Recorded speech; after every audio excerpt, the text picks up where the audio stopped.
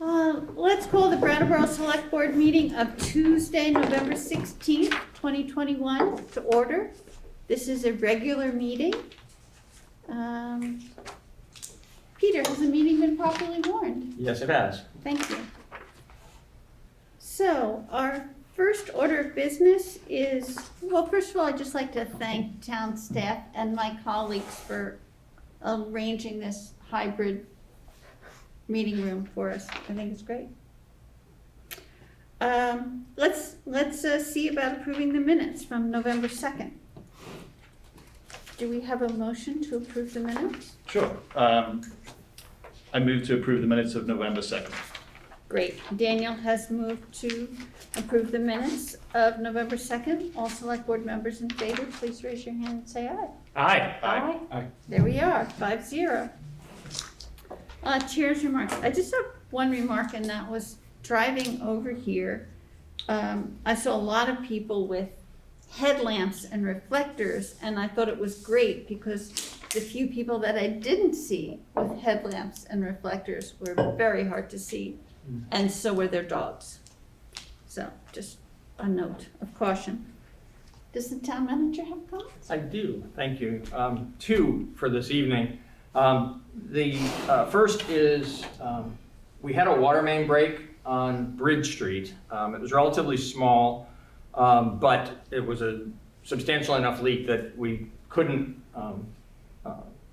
wait to address it. We needed to open up the road and get in, and they had an idea. They identified the location of the leak as being under the railroad tracks.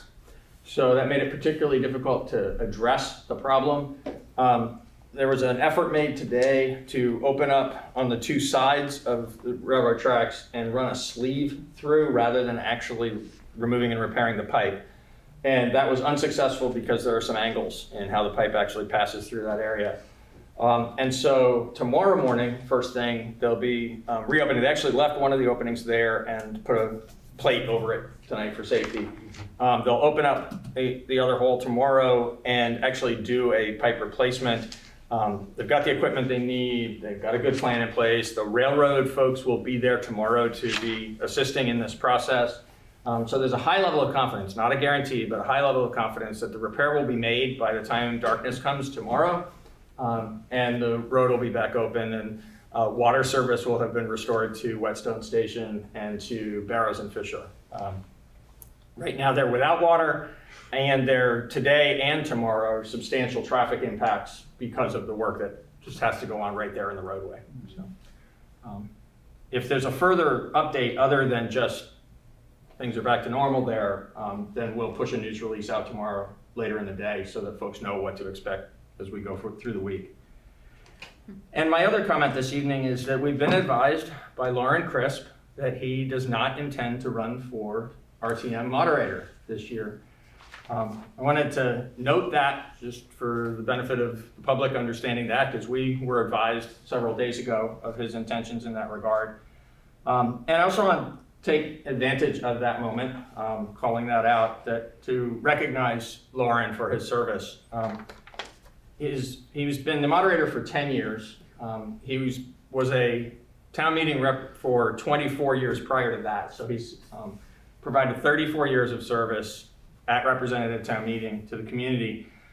And I think most importantly, in terms of the way he showed up for representative town meeting as the moderator, through some pretty challenging discussions, and then some enormous logistical challenges these last 2 years, through it all was just calm, patient, fair to the nth degree in terms of making sure that everybody from every perspective got a fair and equal chance to participate in the meeting.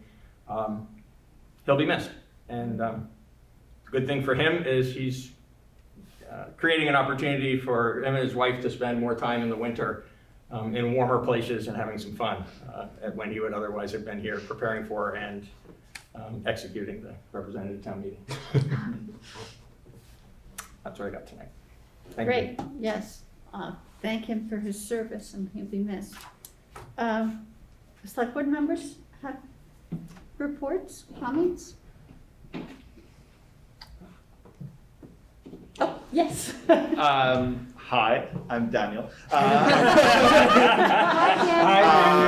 Daniel.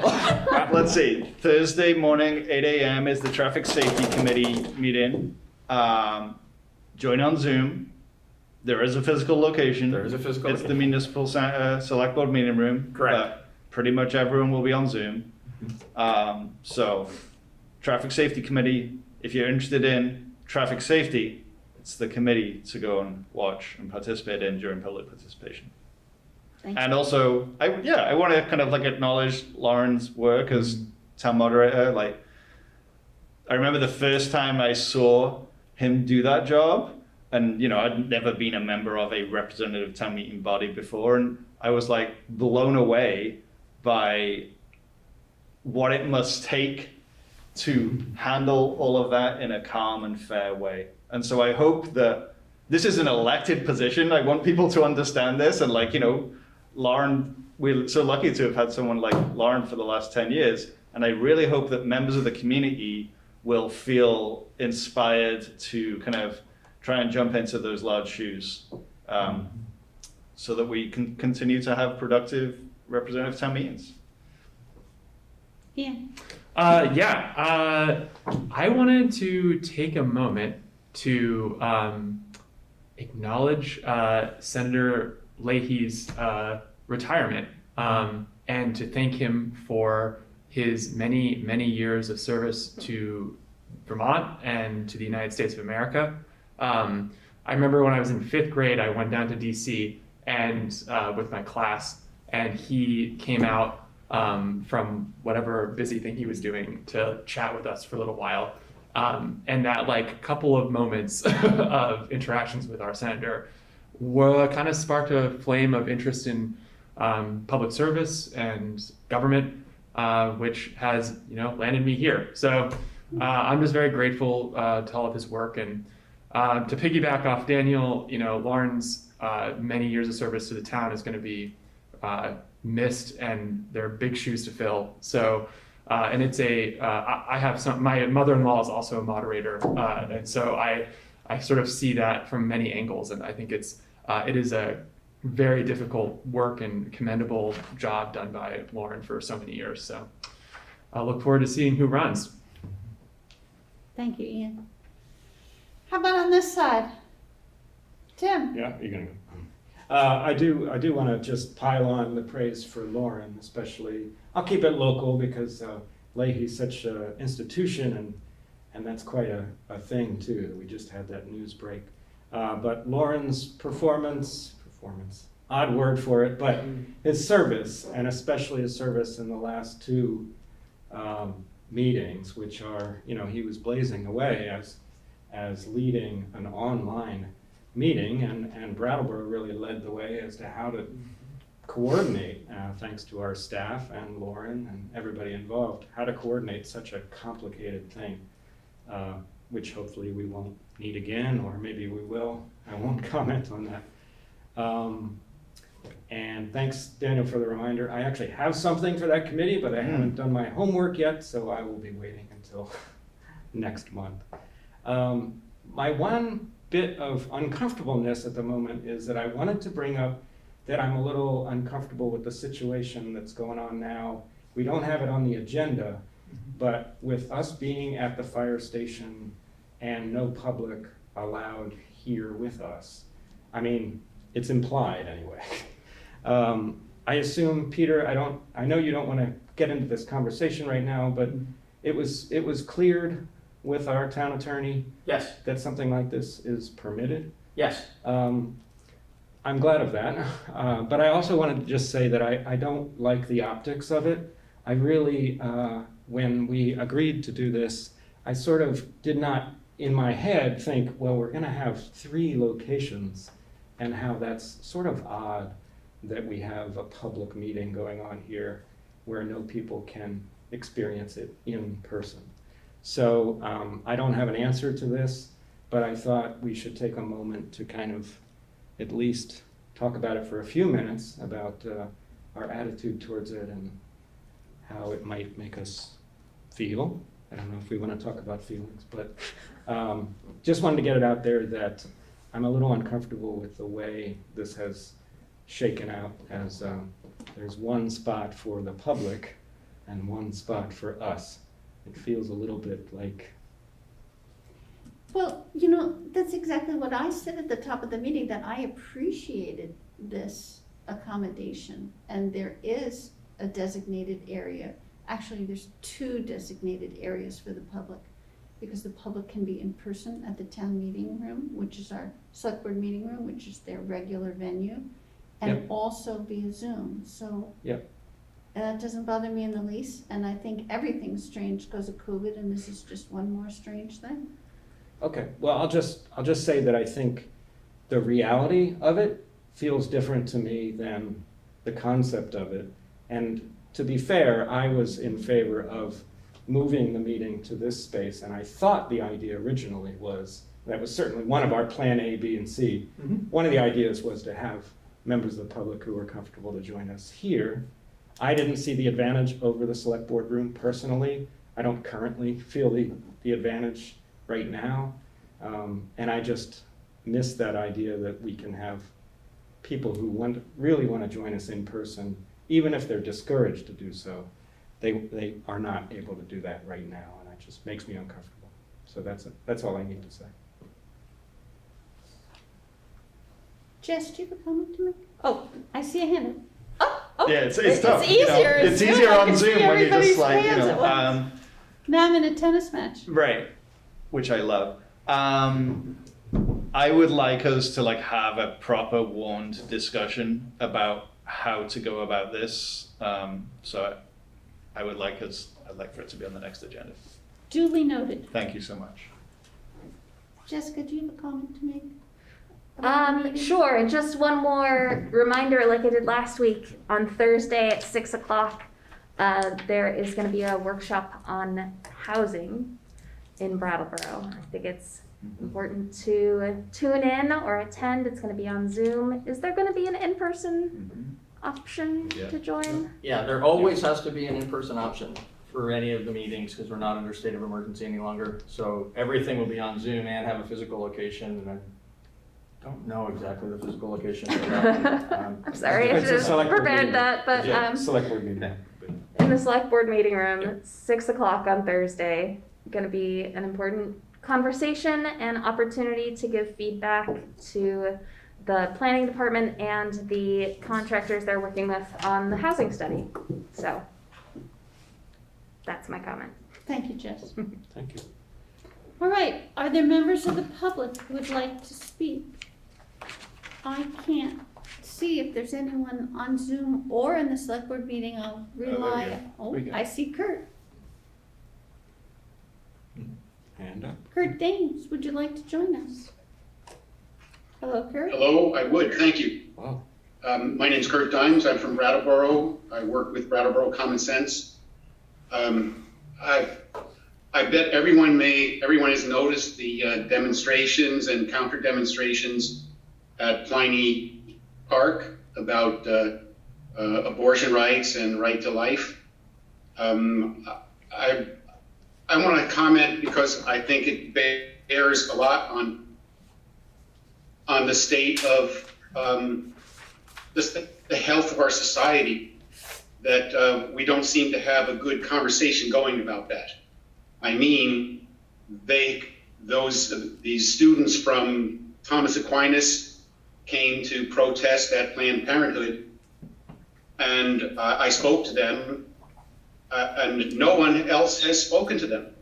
Instead, we have this new way of relating, you know, one side has a demonstration and another side has a counter demonstration, but there's no discussion. I found that very disheartening. And I spoke with these students. They're all very, well, the ones I spoke to were, you know, very forthright and friendly, and there's no reason why no one should have spoken to them. I see, and they told me they invite people to converse and everybody's in too much of a hurry or too much of an attitude that they feel they have to counter demonstrate. I've noticed this in other issues. There's a proposed or a scheduled discussion about Marxism and Americanism, and there's on Front Porch Forum, and people are trying to drown out those people that want to have a little discussion about Americanism. The same kind of thing happened last year when the Trump supporters demonstrated. There was no discussion, but a counter demonstration that turned into a shouting match. I'm very disturbed about this. I spoke to the young students from Thomas Aquinas, and I think I'd like to invite them on behalf of Brattleboro Common Sense to have a discussion with other people,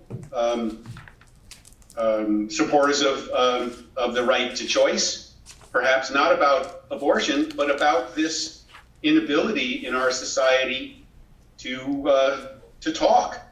We need to get a discussion about our inability to talk. And I thought I would invite people to come on both sides and get in touch with me at brattleborocommonssense.org.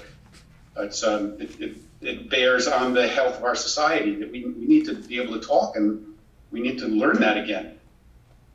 Yeah, that's what I wanted to say. Thank you. Well, thank you, Kurt.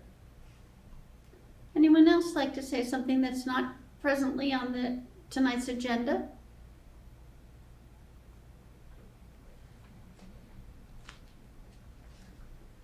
Okay, seeing no one, let's proceed with the consent agenda. Peter, would you like to introduce the consent agenda? Sure. So normally we don't do that, but I'm going to make just a brief explanation this evening because we're using it in one very slightly different way, and we want to make sure there's no confusion about that. So for about the last year or so, we've been using a consent agenda. In the early months of that, we've often described what was on it and how that process worked. I won't go back all the way through that. It's meant to be an efficiency for the meeting for items that don't require discussion. And anytime that any select board member individually feels like something on the consent agenda needs to be discussed, you're able to pull it so that it can be discussed by the full board before action is taken. We also invite the public to call out anything that they would like a select board member to pull so that it can be discussed in that way. So all of that continues in the way that we've been using, and I think becoming kind of comfortable with is my impression. We've got kind of a rhythm with it now, and we don't normally pause to explain it like this at the beginning.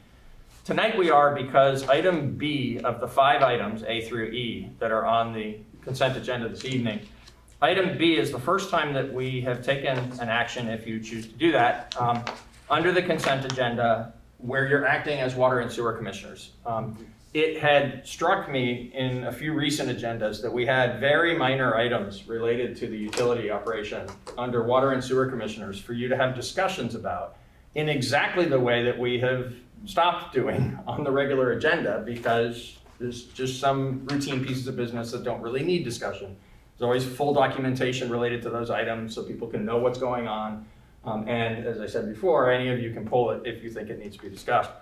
So I asked Bob Fisher, can we, if we are clear enough in our documentation that an item you would approve on the consent agenda that relates to the utility function would be something you are approving in your capacity as water and sewer commissioners? The select board are the water and sewer commissioners of the town. So long as our documentation was clear, would it be legal and proper to have water and sewer items included within the consent agenda? Bob assured me after some research that there would be no problem whatsoever with that. And so tonight and going forward into the future, you will sometimes see items like that. Thank you, Peter. So, does anyone have a motion? Yes, Ian, did you want to? Is that a motion? I had a motion. Oh, no. So, I just got to tell you a story. This is what we get for going back in person. Yes, indeed. No, it'll be short. I was this close to pulling the financial report because, as I've expressed in this meeting and to Peter personally, it bristles me a little bit to include the financial report in the consent agenda.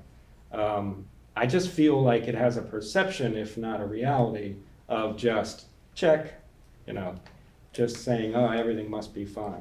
However, being all gung-ho to pull that, tonight as we speak. I then pored over it pretty carefully, and for the life of me, I could not find anything that I wanted to talk about. So, I still remain at my every other financial report. Let's not have it on the consent agenda, if you don't mind. Otherwise, I'm pulling the next one, because I'll find something that we can talk about. Mr. Goodman? So I think that's why you pull it. If I want to So- talk about something. No. So pull it every other agenda. We'll continue to put it on the consent agenda, Well, and you pull it. I every other really one. did want to have something to talk about. No, but I think that it's a fair point, and that in itself is a good reason to pull something off the consent agenda. But I would appreciate if you would look as thoroughly as you did tonight to see if there's a particular thing that you want to discuss. In fact, you should probably And- be looking at every one as thoroughly as you've done this. I do, as we all do. As we all do. That's our jobs. But there is a certain amount of reticence to pull something from the consent agenda when, especially, we have a lot of other business to get to. So, for me. Well, you'll just have to get over that. Yes, Peter? So I'm not going to speak that frankly. But I want to remind everybody, first of all, before I offer a reminder, I want to say flat out, if the group of you wants to have the financial reports on the discussion agenda every month, then they'll go back there. I personally don't think that's necessary, and I want to make clear that the consent agenda isn't for unimportant items. There's not very many things you deal with that I think could be reasonably categorized as unimportant. What it's for are items that don't appear to require any discussion. So there's full documentation available to you, full documentation available to the public, but it's an item that doesn't appear to need your interaction at the meeting. So at times when we see something to call out in the financial report, or at times when you see something in the financial report you think needs to be discussed and pull it, that's an entirely appropriate way to approach that piece of work. Thank goodness, 99% of the time, the financial report doesn't have anything that really needs any discussion because, our finances, other than during COVID when we had a few ups and downs, particularly in the parking fund, are pretty steady. And so that's why. It's not because the financial report isn't a super important document 12 times a year, but that it is something that doesn't routinely need your discussion, that it goes onto the consent agenda. And having said that, if 3 or more of you, or if the 2 who set the agenda, choose to put it on for discussion, we'll put it there instead of on consent. Dan? I think that the other point I want to make is the consent agenda is a concession, in my view. Like, I have stuff to say about every single one of the things that are on the consent agenda, but we're making a decision that, these things don't really require discussion, and so that we can actually give the time to the other things that really do, we put them on the consent agenda. I really think, Tim, if you feel like we should have a discussion about the financial report every other time we put it on there, then pulling it solely for that reason is a good enough reason to pull it. And the whole point of the consent agenda is that we can pull things off if we want to. So that's kind of, I think it works. I really do. I am hesitant to say that it looks bad, because I think that it looks like we are prioritizing, and that's a part of leading. So we got to prioritize stuff so that we can get the work done that we can, so that we don't have meetings that go to 1 a.m. Noted. Thank you. Dan?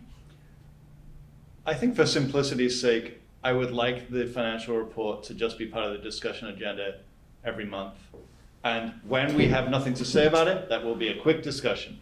But if we leave it on the consent agenda and then pull it, it's at the back end of the meeting. And the energy that it takes to pore over lines of thing and ask very searching questions about very small things here might not be present at 10:30 p.m. So I think that without a finance director, it becomes more complicated to have this be a discussion item.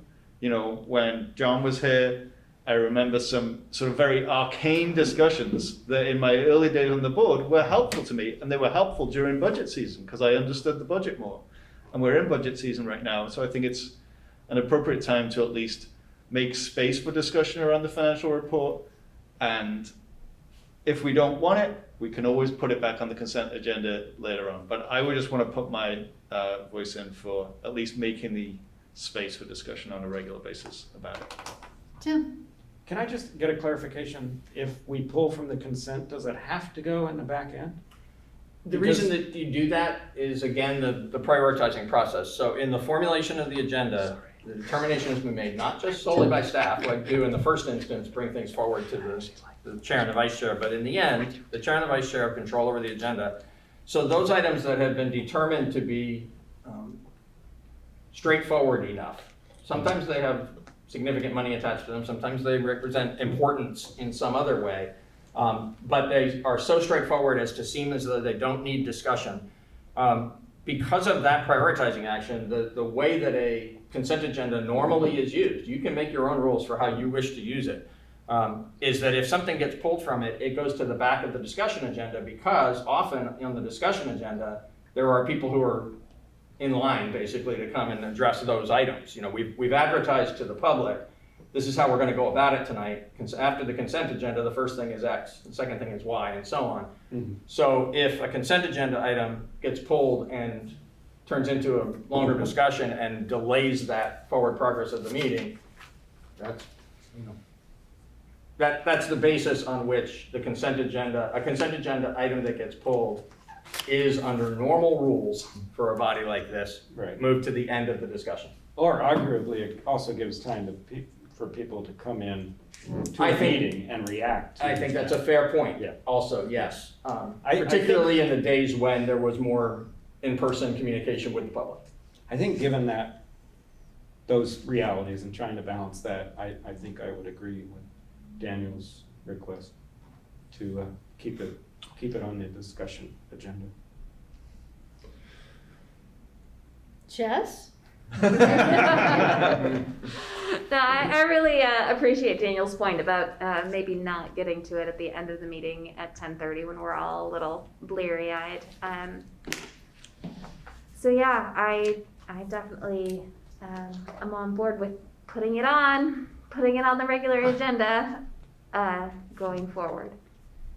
All right. And again, I Wanna think it yield could, to I our think it could be very colleagues? quick. Well, I think as a nerd for procedure, this is a pretty awesome moment where 3 of the other board members have come to a decision, and we, as the setters of the agenda, have to yield to it. So It's a civics moment. it's a civics Oh, moment. yeah. Excellent. We will Okay. talk about the financial report. We'll provide the yourself opportunity directed. to talk about it. Now, but not this evening, Tim.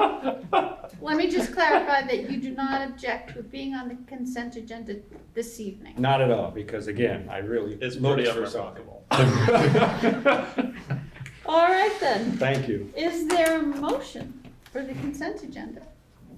Jess? I move that we approve the consent agenda as presented. Thank you, Jess. Jess has moved to approve the consent agenda as presented.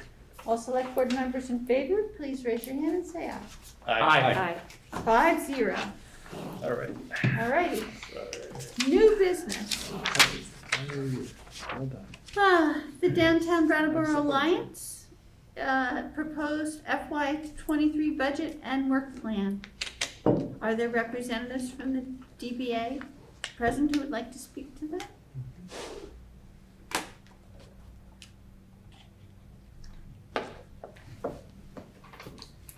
Here we go. I see someone. It's Stephanie. Hello, thanks for having me. Hi, Stephanie. Steph- Welcome. I'm Stephanie Bonham, the Executive Director of Downtown Brattleboro Alliance. And I have given you all 2 documents to look at. One is the first rendition of the annual report that ultimately will go in the town meeting book. And the second is the budget that was just recently passed for FY23. And that was passed by the DBA board and then the members. And as a reminder, members of DBA who can vote are property owners as well as dues paying members that are within the DID. those are the two things that you have in front of you. And I thought that I would just call out two programs from the past year and then address one big change in the upcoming budget, and then hopefully have any discussion or questions. If you would just allow me to grab my one piece of paper. Okay. Thank you. Okay, so this past year has been full for all of us, and DBA is no different. I wanted to highlight two of the programs being Gallery Walk and Everyone Eats. Everyone Eats, I feel people are in the know about. However, I am noticing that one thing people are not in the know about is that it's still going on. So we started in August of 2020, and at our peak, we're handing out 5,000 restaurant to-go meals purchased by, at first, CARES Act funding, and then moved into FEMA funding. As of this summer, we started to scale back as a whole state program and also the Brattleboro Hub, and we are now averaging 2,300 meals a week that we're distributing.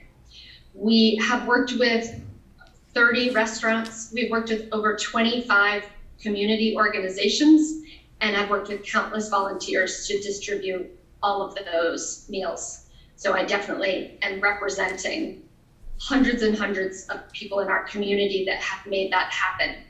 We continue to distribute meals through our community partners, but I'm going to take this moment to just point out there are two places that the general public can get the meals without being somehow connected to an organization, and that is Thursday after 5 o'clock at the Retreat Farm. And the Winston Prouty also distributes to all of their families. If you happen to be in that area on Wednesday, they also have meals. And then same with BMH. So I guess that's 3. They also distribute meals on Wednesday afternoon.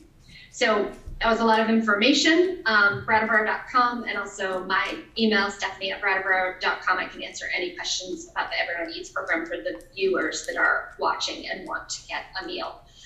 But for me, the take home of this remains steadfast, which is this program is equally an economic development program as it is a food insecurity program, as it is a supporting local agriculture program.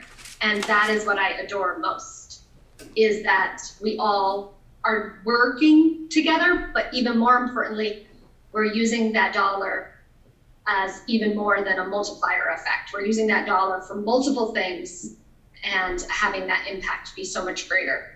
The second thing that I've really come to realize is the opening of the door for DBA to work with organizations we would never have worked with before and build relationships with those organizations is just immeasurable.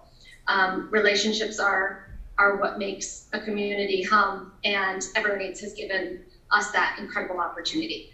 So we're a team of 3. The Everyone Eats team is 3 staff people at DBA, and they're amazing. Amanda, Max, and myself are on the team. Gallery Walk. So we took over a Gallery Walk from the Arts Council of Windham County, and I think it's helpful to think about it in terms of 3 phases. We first did an all virtual. Then we gave it a shot when the world felt like it was opening up a little bit. We gave a shot at doing a public walk to galleries. And then this summer, starting in May and running through October, we had what people now know as Gallery Walk. And that program is very much different than it has been for decades, 22 years, I think. And that program is 4 different categories equals Gallery Walk. So you have the Elliott Street live stage that we partner with the Stone Church, and we partner with you all to block the street. We have the market, which we partner with you all to block off Harmony Lot and partner with formerly Main Street Flea, now Brattleboro Flea, to have an open air market of artists and makers. And then we have the walk from gallery to gallery, which at our highest, we were partnering with 22 galleries in town. And then lastly, we have the pop-up art spaces that we partner with the Human Connections Project, Artful Streets. A very full program. We are excited to be hitting pause. The galleries remain open. Tons of galleries still do their opening exhibits on Friday night, but Gallery Walk as a program is pausing so that we can fundraise and plan and hopefully extend it even beyond the 6 months next year. There have been many ways to measure the success of Gallery Walk, and I highlighted a couple of them in the document that I gave you. But if you're just looking at numbers, you can look at it of an increase in sales in businesses. You could look at it as an increase in people coming to the galleries, or you could look at it as how many people overall attended the community event. So there's lots of data that is helpful in figuring out if we are successful. So that's the highlight. We did plenty of other things and other things that I'm just equally as excited about and equally feel proud of, and would be happy to answer any questions on that. I can pause right now, or I can move right into the next year budget. Which would you prefer? Do anyone have a comment? Go right ahead, Stephanie. So looking at the proposed, the past budget from DBA board and the DBA members, it's very straightforward. And the only thing I would highlight is the gallery walk line item. So not knowing what to expect from the program, not knowing how we were going to exactly design it. This year was a total guess. And so we have the benefit of our wisdom. So that line item for FY23 is $40,200. There's lots of things that we're looking at and thinking about, including already submitting a $30,000 budget to ACCD of the state that would specifically be marketing. And as many people know with grants, that would not be just simply taking $30,000 off of this $40,000 budget. It would be adding incredible marketing and offsetting some of those expenses. So $40,200 is quite a big number in there for a gallery walk. And then if anyone's comparing it to the last 2 years, everyone needs is not assumed to be in this budget. So closing out the year, last year around 2.1 million won't happen again, I would assume. And that is the only line item that I thought was helpful to pull out for you.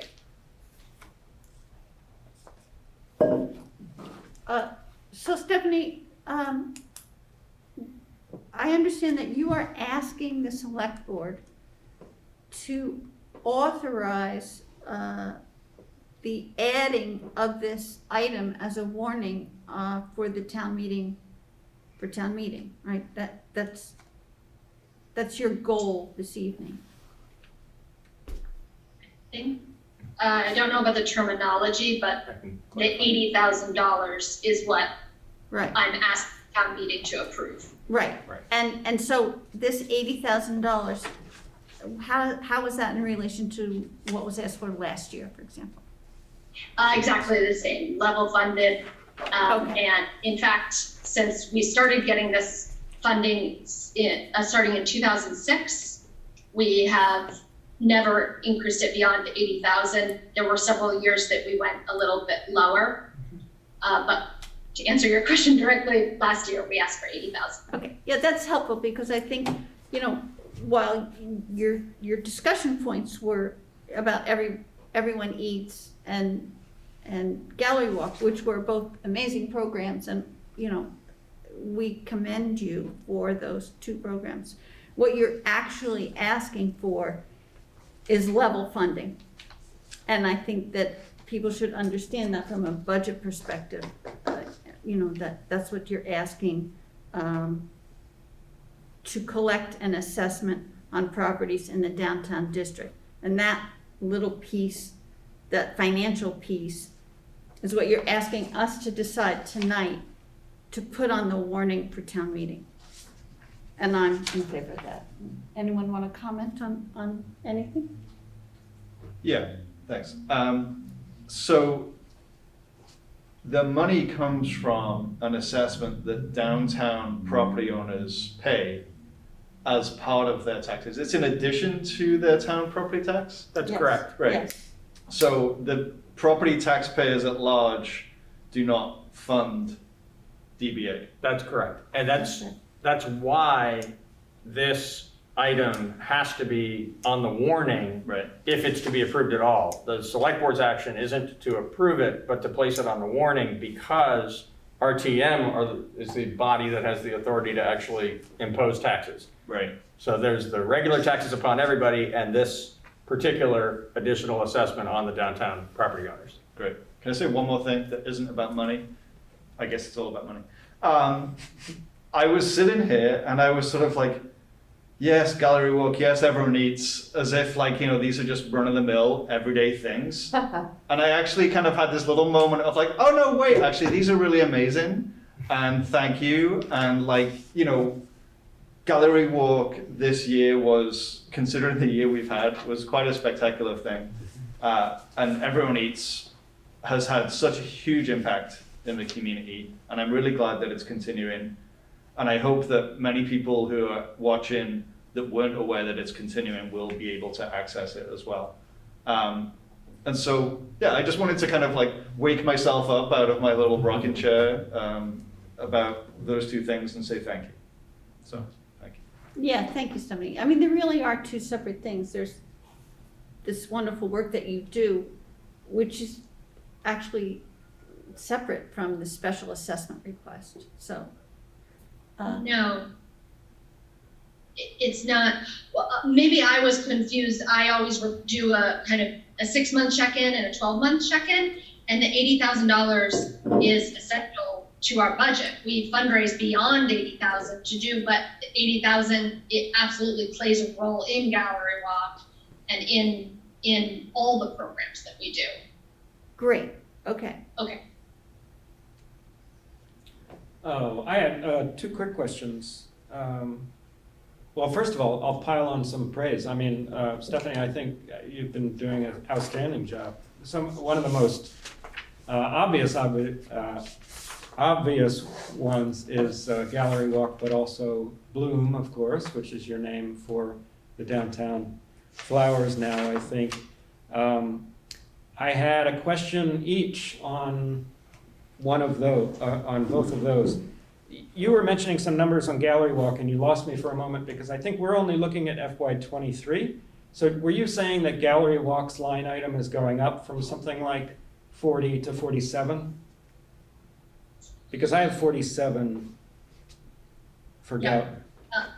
Gallery. No, I'm sorry. The first year, I should have my end of year numbers up, but we finished the first year at roughly 20,000 for Gallery Walk. And so that was why I highlighted it, is it's doubling the budget for the first year. That's okay. I just wanted to make sure I had the right numbers. I want to make sure this sheet was correct. And then I had a question about Bloom, which I very much appreciate and so many people do.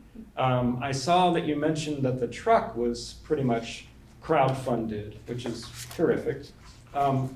But in the past, the entire program has been substantially crowdfunded as well, or at least donation-based.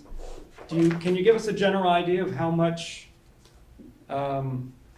is coming from your DID assessment funds and how much is donated now for the whole program, not just the truck? Sure. So this year, the fiscal year, the one that I am, the one that we bought Bloom in, so that's, that we bought the truck in, so that was what we just finished, which is FY 22. 21. 21. Depending on when you bought it. So to answer your question, the truck was completely fundraised, and that was through sponsorship. And that's why you see logos on the truck, because those amazing sponsors all gave different levels, which are also on our website, but different levels in order for us to replace our old flower truck and purchase that one. And then we were actually able to design and decal it so that people knew who was supporting us and who does the flowers alongside of Dick's volunteer work. Sure. Then the previous year was the first, that year we're talking about fiscal year 21, it was the first year we tried crowdsourcing with flowers and was very successful. We had a match with Green River company. They gave us dollar to dollar if we could match it. So we intend to do that again this next spring and fundraise. How much will it be? It's never the full amount. Right now, the flower budget is $26,000, and I would guess that we would probably end up fundraising about $10,000 of that $26,000 budget. Great, great. Yeah, and I saw that it went up. You made a mention of it going up, I think, $3,000 for this past year because costs and everything. All right, well, that's clear. Thank you again for all the work. Yes, Jess?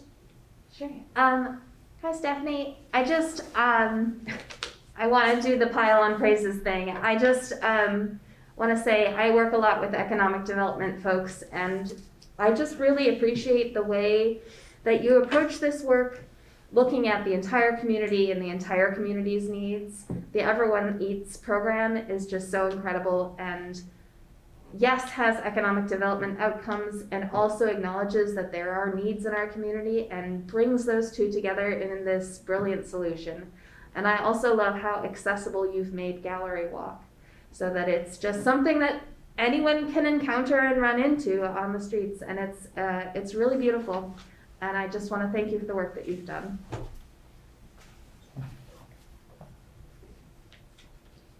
All right. You can't put a price on dancing in the street. But, Here we go. does anyone like to make a motion? I can make a motion. Please. Yeah. I move to place an item on the warning for the 2022 Representative Town Meeting to authorize the collection of an assessment on properties in the downtown district in the total amount of $80,000. Thank you, Ian. Ian has moved to place an item on the warning for the 2022 Representative Town Meeting to authorize the collection of an assessment on properties in the downtown district in the total amount of $80,000. All select board members in favor of this motion, please raise your hand and say aye. Aye. Aye. All right, that's carried 5-0. Thank you very much, Stephanie. Thank you. Thank you.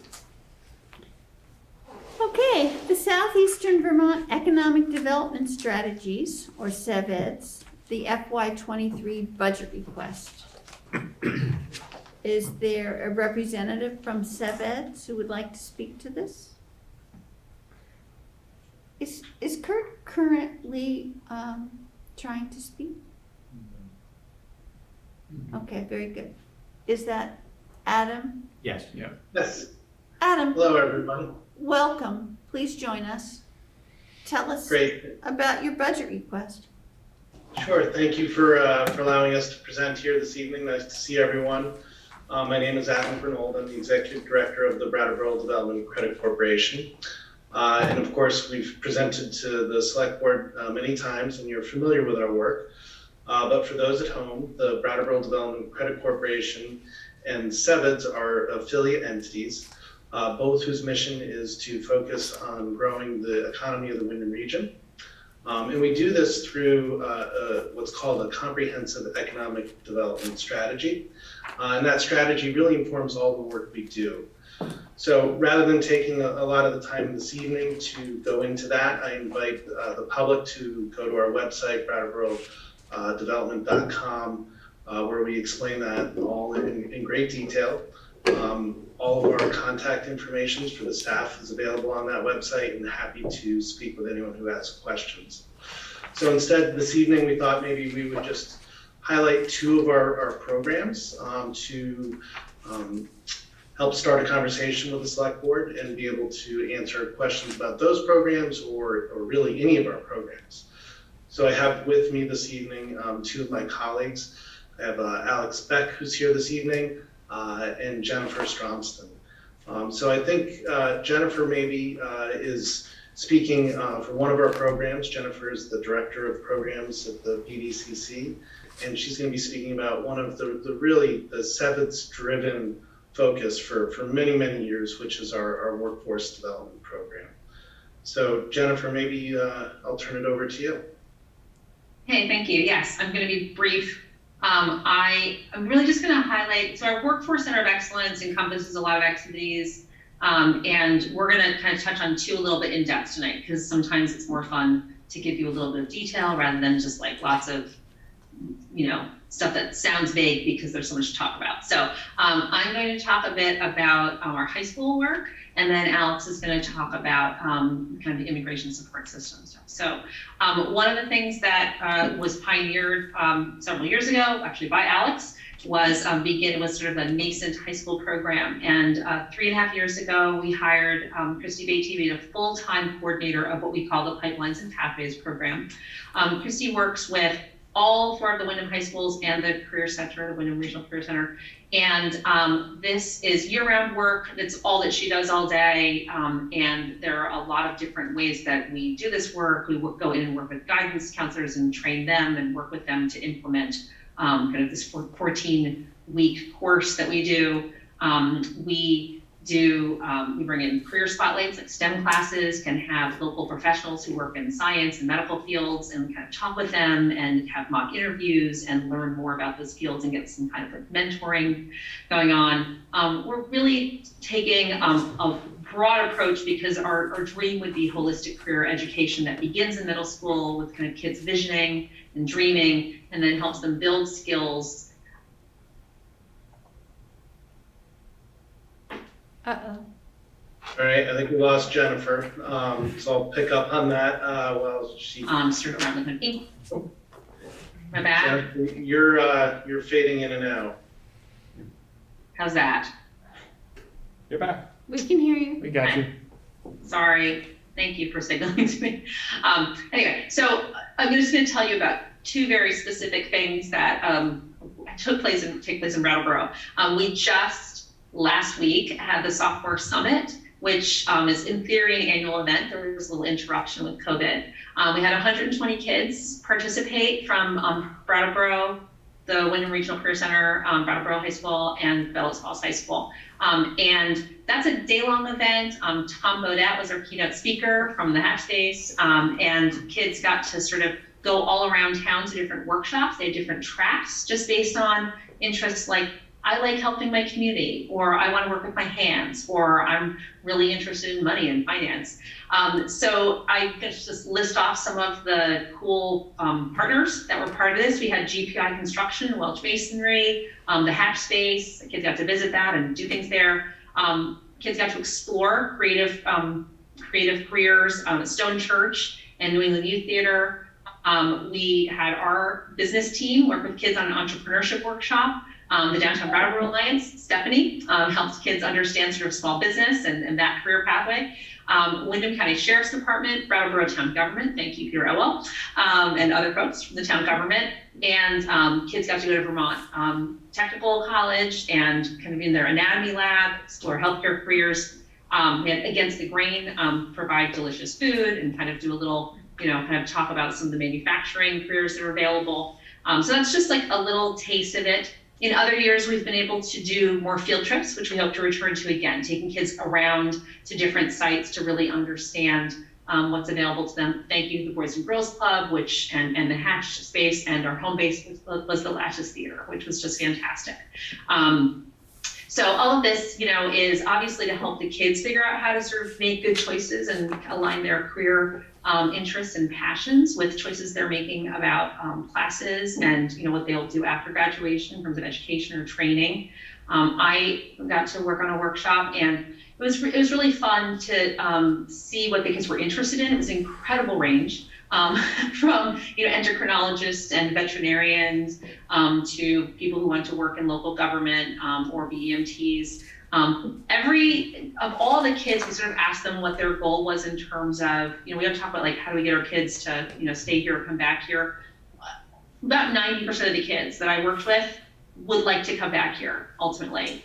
And so I thought that was sort of an interesting thing. I wasn't expecting it to be that many. Most of them want to go see the world a bit, but the vast majority of them really would like to find a way to build a life here, and that's kind of what we're really focused on. There's some other things in the works. We're going to try to do a reality fair. We're going to pilot this. It's a great thing that happens in Rutland and down in Greenfield, Mass.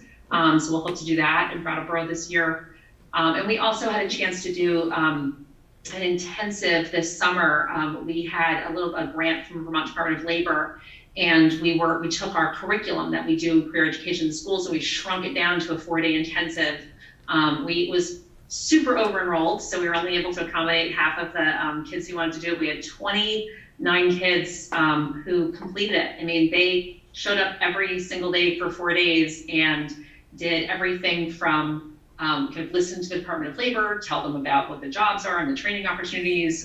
They learned how to tie ties, they practiced interview skills, and that was really great. We were just speaking with the principal of the high school today, who sort of would just love us to be able to do that for every single kid. So that's obviously a goal. And I'll leave it at that. But that's just some really fun stuff, and it was really lovely to have a chance. We've been doing this virtually. We did a lot of virtual stuff last year, but being able to sort of be back with kids a bit was really inspiring, and kind of made our work a lot more real again. So it was great, and I urge anyone who has time to participate in this in the future to volunteer. I hope, Peter, you kind of felt that was in Stephanie. It's it really gives you a sense of what kind of the reality of how much kids don't know what's out there, but kind of how curious they are, and how much opportunity we have to kind of connect them with making a life here. So, and I'll turn it over to Alex. Great, thanks. Any questions should I wait for questions on that, or just dive right in?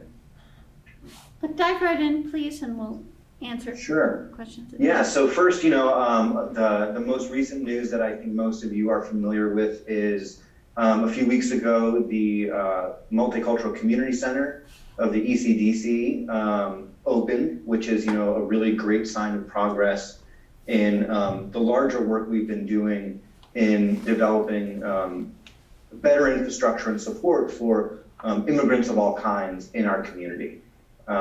This, as a brief reminder, this project started years ago with the Working Communities Challenge and the Welcoming Communities team as convening local partners to really look at what would make it, what needs to be done to make our community more welcoming to everyone.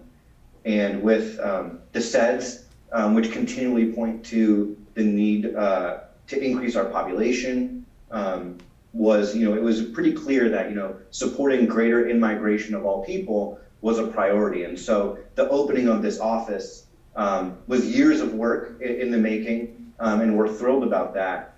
And what's also really exciting is that now I have more of an opportunity to play the role that I've been playing and will continue to play, which is supporting community engagement and really facilitating some of the community convenings around employment, transportation, and a little bit around housing. And so as the office, the ECDC office is opening and focusing on what they do, I'll be here continuing in this role, organizing the Welcoming Communities team to continue supporting all of these important facets of our community that are required to support a diverse population. And that looks like, work we're doing already is providing tours for CASP folks. So if you will recall, we have an organization in our community already, the Community Asylum Seekers Project, who does really excellent work supporting asylum seekers. They've been doing this work for years, and we've had the opportunity to learn from them. And now we're working hand in hand around employment support, convening employers and really showing them what changes they may want to make or need to make to be a really welcoming workplace, and so that new community members feel supported, not just in the community, but in their places of work as well.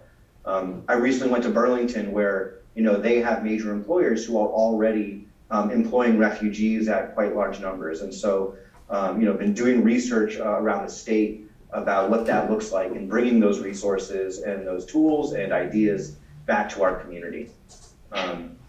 That's on the employment side of things.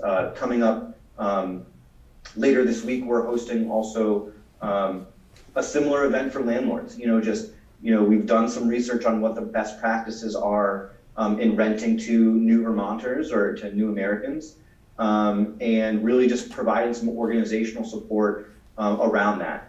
And so landlords will feel comfortable and confident working with folks they may never have worked with in the past, and really ensuring that when we're looking at things like access to housing and the availability of housing, that we're all on the same page.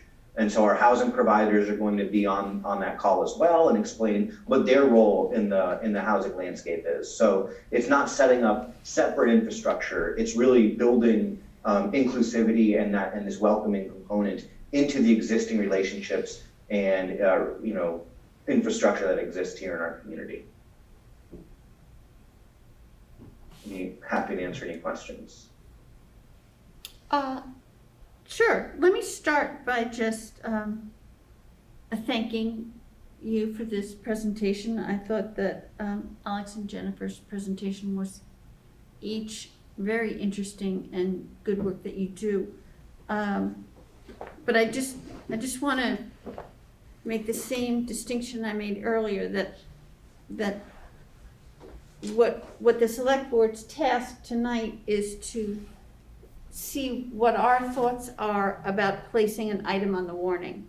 So it's twofold. It's what SeVEDS does, and are we willing to sponsor this warning for town meeting? So with that distinction, does anyone have any comments that they'd like to make?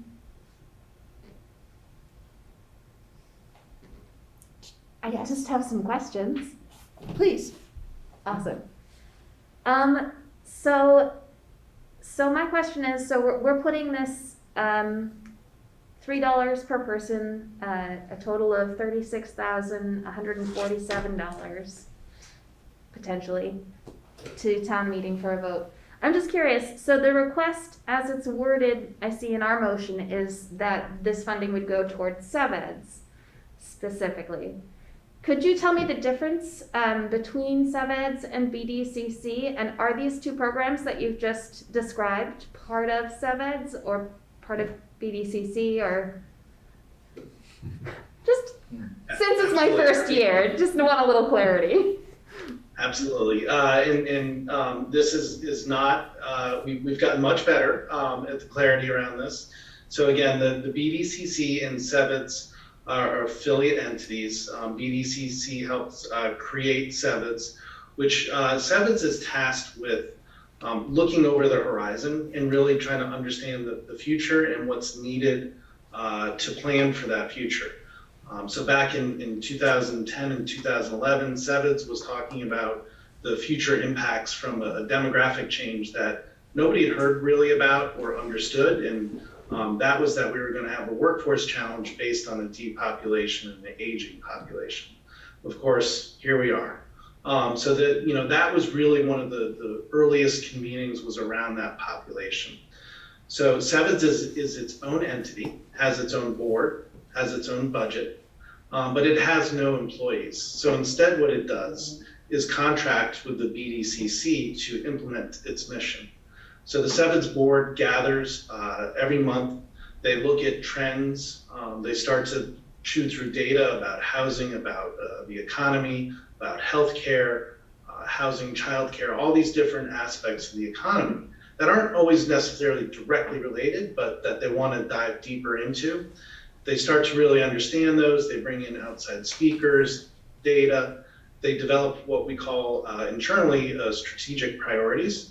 And then they hand to the BDCC a list of strategic priorities, and they say, these are the most important things you can go work on. Please do that. And then each year they have a budget and they vote and approve on that budget to help support those strategic priorities, which the BDCC then goes and executes. Thank you, that makes that really clear. Yes. Do you have more? I did have one other question. Please. And it was, I'm curious, so you said in your letter to us that you can leverage the municipal contributions that you get from towns across the county for additional funding. Can you tell me a little bit more about what that looks like? How much money that you can get if we contribute a number like 36,000? Sure. So in the world of trying to leverage money, the best money is the most flexible money. So often state or federal funding sources come with requirements on exactly how you utilize those funds. So the funds that SeVEDS raises through the municipal requests in each community are very flexible funds. So they can be used as match for grants.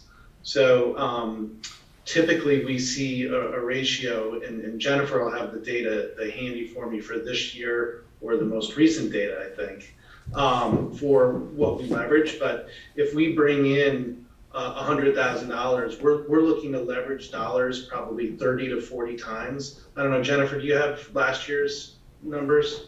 Yeah, I mean, what we usually put in our annual report is how we leverage the RDC money, which is sort of like the foundational funding for BDCC, but it's like 97 times because we sort of, like you said, it's the most flexible money we have, and it gives us this kind of launching pad, and then we can do proof of concept, and then like P3 is not. I don't think P3 right now, the Pipelines and Pathways program, currently has SeVEDS money in it because we were able to sort of launch the high school program with that money, and then go and fundraise and go to the Vermont Community Foundation and go to the Department of Labor and go and find other money. So in any given year, we're leveraging those dollars multiple times, but more importantly, it gives us the ability to sort of grow something to where we can get other funders interested and then bring like new money into the area. And another piece of that is we just try really hard not to compete for other local funds. We don't do a lot of fundraising. We don't do fundraising from individuals,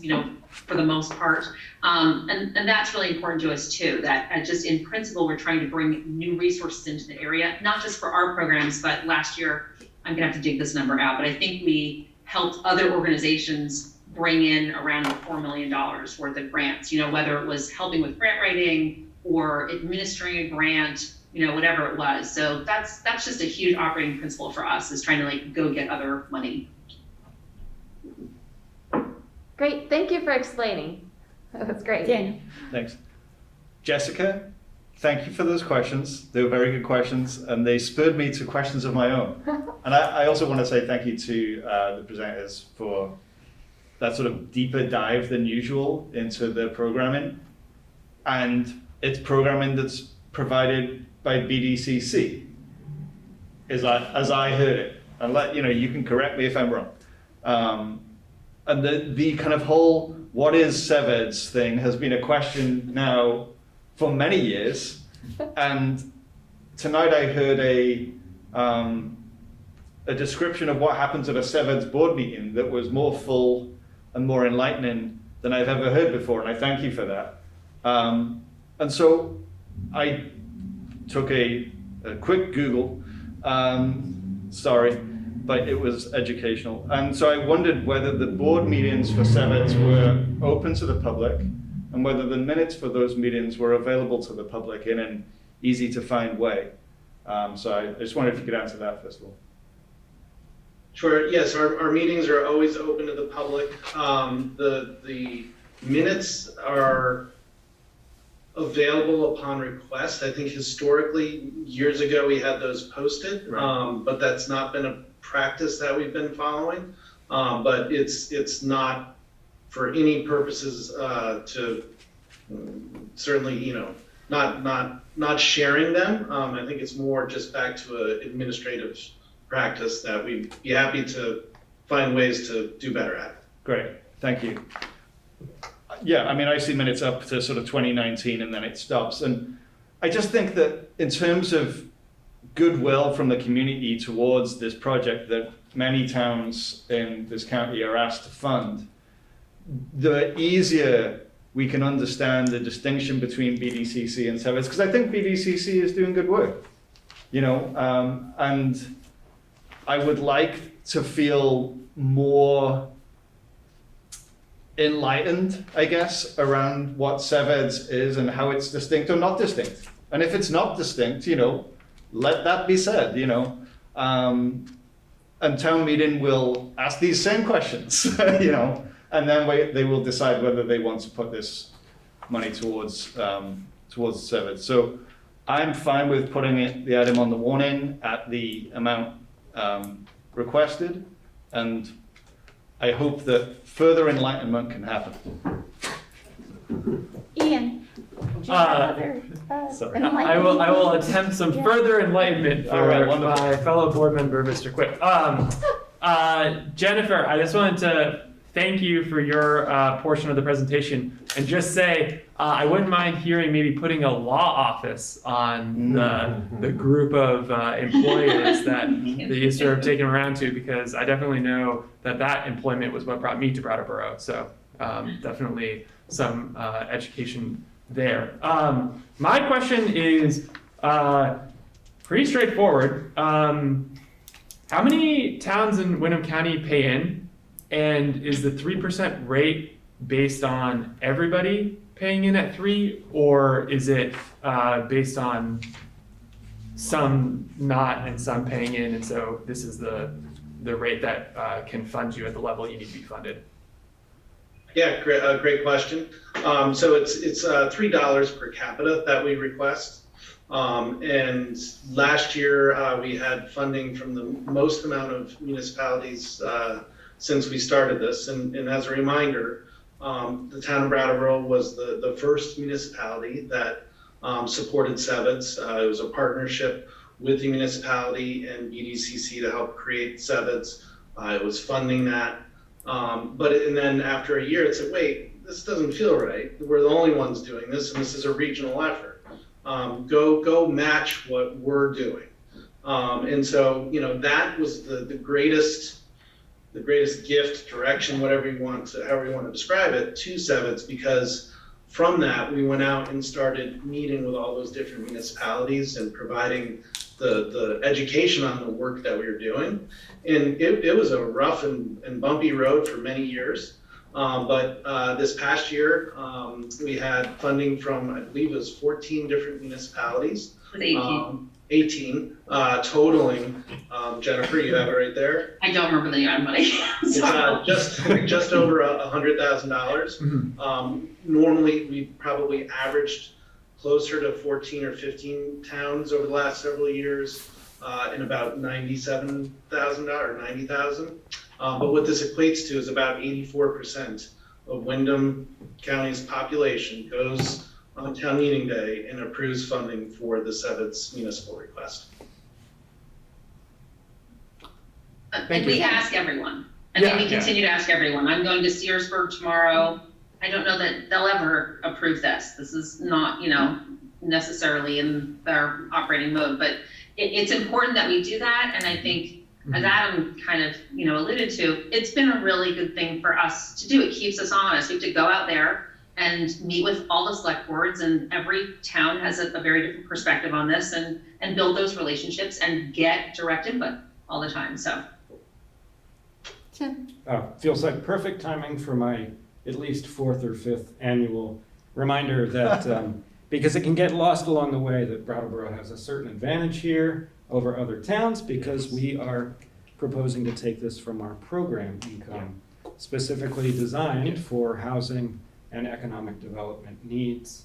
So it's not directly affecting our general budget. It's something to keep in mind as we make our decisions. So I'm in support of the recommendation to town meetings. Great, thank you, Tim. Oh, all right. Wait, I'm sorry. Could you just clarify what that means? Certainly. And Peter's always better at this. But I will clarify that if you recall, our program income which comes originally, historically, from federal funds that get funneled through the state to the town. That's how we loan out some major loans and some major grants occasionally. We've made some support for organizations like Groundworks, some major donations for them, and similar organizations. But it has to be used under the umbrella of housing and economic development needs. So we're very careful as to how we use it. And Peter is now prepared to tell you how much remains in our pot. No, I bet There's you're not. approximately $200,000 in there now. Historically, it's been between 200 and maybe even 500 to 600,000. And during We're on my the low tenure. side now because of coming out of COVID. There were months, actually a little over a year that went by when we weren't receiving payments on the loans that we had made because of the loan deferral that occurred during COVID. Payments have resumed now on those. The balance is coming back up again, and we're a little over 200,000, but I don't know the exact amount today. So historically, it's been a little bit easier for a Brattleboro taxpayer to support that effort because unlike, for instance, a Putney taxpayer, it's not coming from their general taxpayer funds. So it's the money goes out, and federal money through the state and we make a loan to a worthy cause. And it's the loan repayment that becomes the program income that That's we correct. can determine other needs for. And so that's where that comes from. It's the money paid back on the loans. Correct, but this is a grant, just to be clear. Yeah. And, Yes. and it's not the only grant, as you pointed out. We've made grants primarily towards housing projects, Groundworks and Brattleboro Housing Partnerships and others. Primarily loans towards economic development initiatives. Yeah, I'll leave it there. I'm not sure, there may be an exception, maybe a grant here or there for economic development as well, outside of this annual funding request. But for individual projects, I think it's been at least primarily, certainly, and maybe exclusively loans for economic development. Okay, yes. I have a quick question actually for Peter.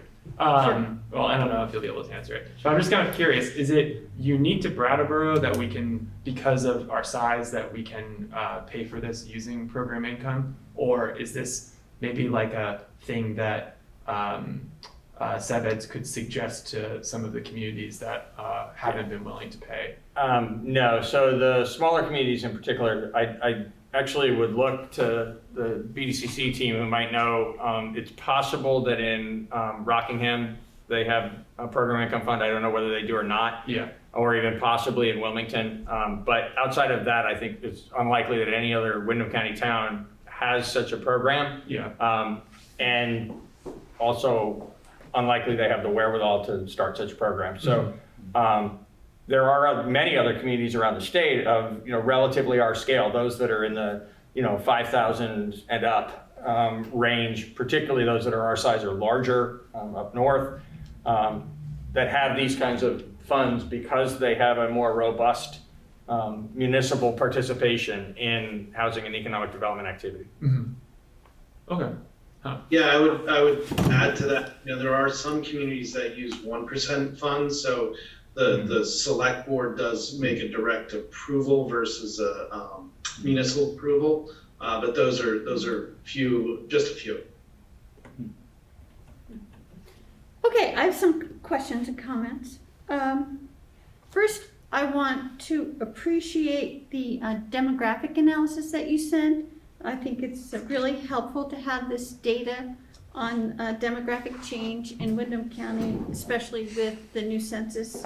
And, as you mentioned in your presentation, the demographics in the region are changing considerably and are influencing, our economic development needs and our need for refugees. So I think there's very useful data there, and I appreciate it. I also want to say that, I was a former critic of your work, but was so impressed by the work for COVID response and the way that you had matched up businesses with, personal assistance for grants and aids. And you didn't talk about that much in your presentation. I wondered if you'd like to say a few words about that, whether it's ongoing and the success of that. Yeah, thank you for that. So through COVID, all of our programming stopped rather suddenly, of course. So the program staff was redirected to at first reach out to each of the tenants in our spaces and be what we called at the time a personal business liaison. That work quickly grew into a broader business support liaison role. And through that process, we actually we learned a lot. And as an organization who historically had focused on larger employment while we were really trying to support startups and initiatives through the Instigate program, hadn't had the resources to do that. And coming out of COVID, we just doubled down on this and said we have to do this. And so we made a proposal to the board, which they supported, to utilize some PPP funds to essentially commit to, these weren't PPP funds. These were funds that we were paid by the state to help review business grant applications. So we received funding for that effort. And we took that funding and committed to employing a small business technical assistance provider for a period of 2 years. So we now have in our business team, we have 2 individuals 100% dedicated to working with startups, small business owners and entrepreneurs on a one-on-one basis, trying to make sure that they get access to the resources that are available currently in regionally and in the state. Thank you. Yes. All right, and I just will say for the record that I am in support of this funding, especially because it's using program outcome. Anyone else want to say anything further before we have a vote? Or are there members of the public who would like to speak before we have a vote? I have one last question. Yes. This is our 2020 census population number. Yeah, well, in the report. Yeah. Not in our request. So we were sort of hanging on this summer, waiting to decide when we were going to send our funding request to towns, and we didn't know when the census data would come out. So we sent our funding request letter using the 2010 data, and then of course, a second after that, the census data was released. So the per capita number is a 2010 number, but the data report, which we sent to you at the last minute, probably too late, that is 2020 data. Yes. Yes, I saw it was there and it looked very interesting, and I'll spend more time on that data. Yeah. What's the change? We probably should be paying more, I think. No, I'm saying, do we know the number? Yes. 12, instead of 12,046, it's 12,184. Growing. 140 people. Yeah. Okay. I'm willing to match the reality. Why don't we match the? I was actually about to say, do you want to, I'd like to. I think we can happily give them what they've asked for, and we don't have to bump it up. I agree. Okay. We'll wait until next census before we change. Yeah, we have 10 years. But we know the actual number. Yes. No, that's That's enough. easy then. Good then. All right. I'm going to make a motion Yeah. to increase the amount to the current census data. And then you can vote it down, so we're on the record. I'm not sure that's in the right form for you. Give me a second to run the math, please. As a goodwill gesture. I think There's plenty of goodwill in that number right there. $36,000 is goodwill enough, but you can make your amendment. I think that if the reality of the request is that they're asking for $3 per capita for Windham County, and we know the actual number based on the 2020 census data, and they, were trying to be timely with their request, and now that we know the actual number, in a good faith move by Brattleboro, I think to show the rest of the county that we're trying to actually fulfill this request, I think we should amend it to the higher number, or to the accurate number. Particularly since it's probably less than $500 more than the proposed number. I'm sorry. She's saying it's a small number.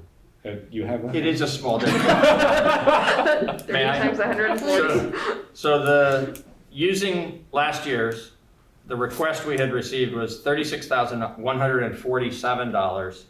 And if we used the 2020 census data times $3 per person, it would be $36,552. So $36,552 instead of $36,147. Now, to keep it clean, I think I would go ahead and make a motion to increase. Then that way, if it fails, we can continue with the original motion. Would that be all right with the chair? Let's hear a little more commentary. Daniel? A little more commentary. Interesting development. Thanks. No disrespect to you all and your request, but I was more inclined to, we'll stick with the number they asked for, given our budgetary situation this year, even though this is not taxpayer money, the CDBG program income fund is pretty low, and I'm inclined to be more on I'm going to just go with what they asked for. However, or in addition to that, we are not the deciding body. We are simply putting this on the warning, and town meeting can hash it out. So maybe I'm a little more inclined to go with the real number, but The real number. I just want to remind the board of the history of this amount. I mean, for years, the BDCC or SeVEDS asked for $3 a head, and the select board has for many years said, thank you for your request, we'll give you $2 a head. right. Yep. And it was just recently that the board has chosen to give them their full request. Mm-hmm. And now you want to give them more than their full request, which I frankly think is because we wouldn't be achieving the $3 That they're asking per we're head asking for for the, people. with the real number. And you just spoke to how much good We'll work. hear the motion and Well, let me just It'd be say a lot simpler. Just take my motion. That's and vote. fair. that I have a particular dislike of requests that are on a per capita basis, because there's various regional entities that ask Brattleboro for a per capita amount. And we are paying a very large percentage more than the services that we get. I mean, it's like, not necessarily SeVEDS, and I mean no disrespect to SeVEDS, happy to pay them the amount that they asked for, but I think it's extreme to do more, especially when, for example, on a regional basis, we may be the largest contributor, but we're not necessarily the largest receiver of services. So we're being taken advantage of because of our population. And I think that you're just exacerbating that with this idea of giving them more money than they've asked for. Well, I'm going to insist there's a motion on the floor, but let's continue to talk about that motion. Ian?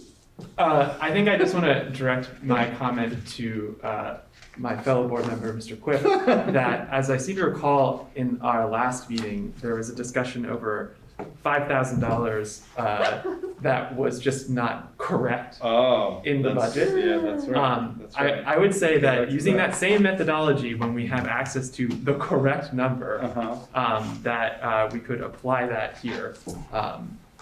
And actually pay the amount the request is asking for $3 per capita in Brattleboro. Daniel? I'm sure that Adam, Alex, and Jennifer did not expect this to happen, and I'm sorry. Well, one hopes they're amused. And also, you know, the request is for a sum of money. The request is not, please pay $3 per person. I know that that's how they arrive at the sum of money, but, you know, the request is for a sum of money. I actually had a question for Peter, because I imagine he might know the answer to this. Are there other organizations that make requests to us on a per capita basis? Yes, there And if are. so, is it the appetite of the board that we review each one of those and make an adjustment as well? Because then we're not talking about $500. So the one other one that I'm aware of is not an optional payment. It's an obligation of the town to pay a per capita assessment annually to the Wyndham Regional Commission. And is that based on the 2020 census data? I don't know which it'll be based on this Okay. year, but it'll be, we will pay our per capita share, whatever population data they are using. That one is statutory. You can review it if you'd like, but there isn't a decision to be made by the board. It's an obligation we have to pay into that fund. Yeah. All right, very good. That's all I needed. My question really is, you know, do you guys get your bills every month and you say, oh, I think I'm just gonna pay them more than they've asked for? Do you do that? Do you do that at home? Depends on who's sending me the bill. Interesting. Okay.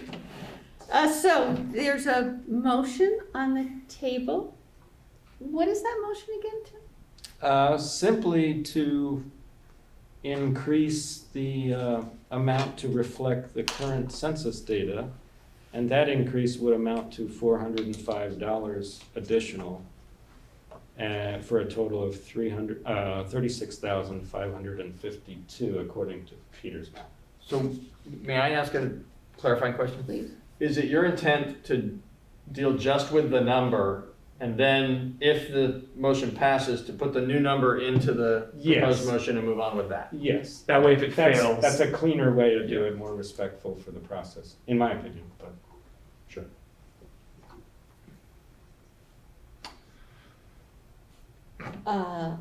Okay, so Tim's motion is to increase the SeVEDS item on the warning to an additional 400 and That was my math, that I got an additional $405. $405. All in favor of increasing the SeVEDS amount by $405, please raise your hand and say aye. Aye. Aye. Wow. Okay. I don't think I've ever been on a losing end of a 3-2 vote. It's fun. About time. Let the record show Yeah. that it was a 3-2 vote with Tim and Jess and Ian voting in favor and Liz and Daniel voting opposed. And I don't mean to be making folks laugh, even though I am making folks laugh here on the dais. I just think it's important to note that for the record, because during COVID, the minutes have been able to be prepared. Whenever there's been a vote that wasn't unanimous, it's been really clear in the little boxes of who was the one or the two. That wasn't so clear just now, and I wanted to make sure it was clear for the record. Great. Thank you. Thank you. All right. So now we move on to the second motion. Tim, would you like to make that motion as well? I will move on to the modified motion. Yes. To place an item on the warning for the 2022 representative town meeting to allocate the sum of $36,552 of program income to SeVEDS in fiscal year '23. All right.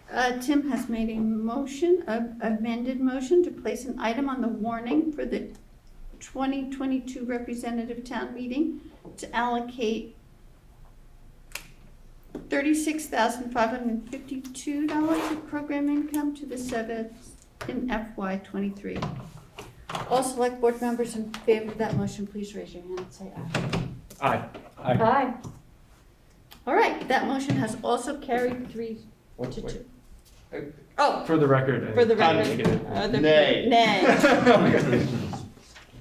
3-2 with the same split as Would last you year. like me to explain my nay like they do in the legislature where they get the little asterisks sometimes? If you'd like to. No. I would like Oh to, my very briefly, and then Mr. Goodnow can kindly Listen, this is nice about being in person.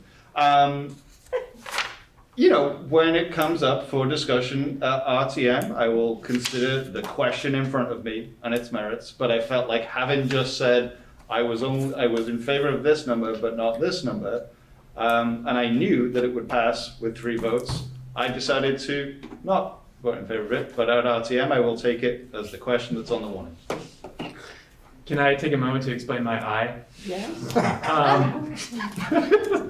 I just want to say that at representative town meeting, when this article comes up, I will happily explain the board's position of increasing it to reflect the 2020 census data, which, you know what, at RTM will still be the census data, and I'll be happy to take questions about it.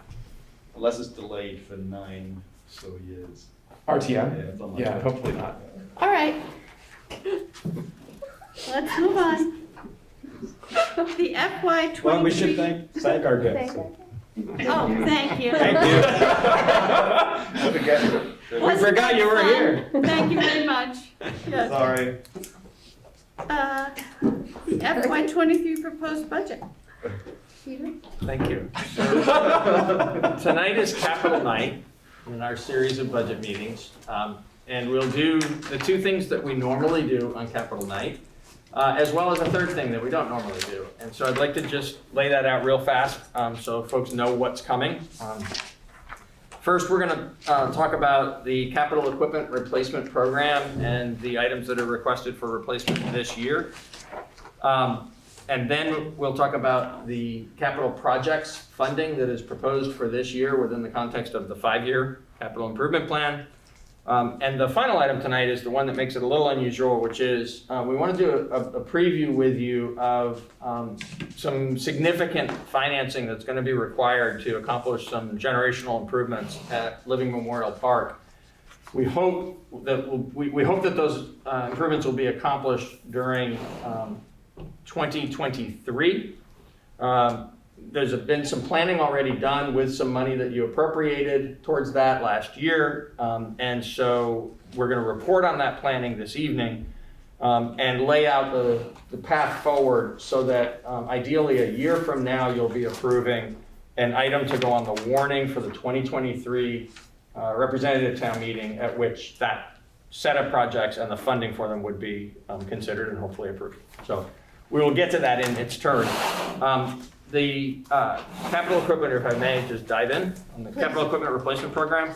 This is the 3rd year of implementing something that we talked about a lot before it became real, then spent a couple of years developing, brought it forward 2 years ago and have now used it then last year and are proposing again this year.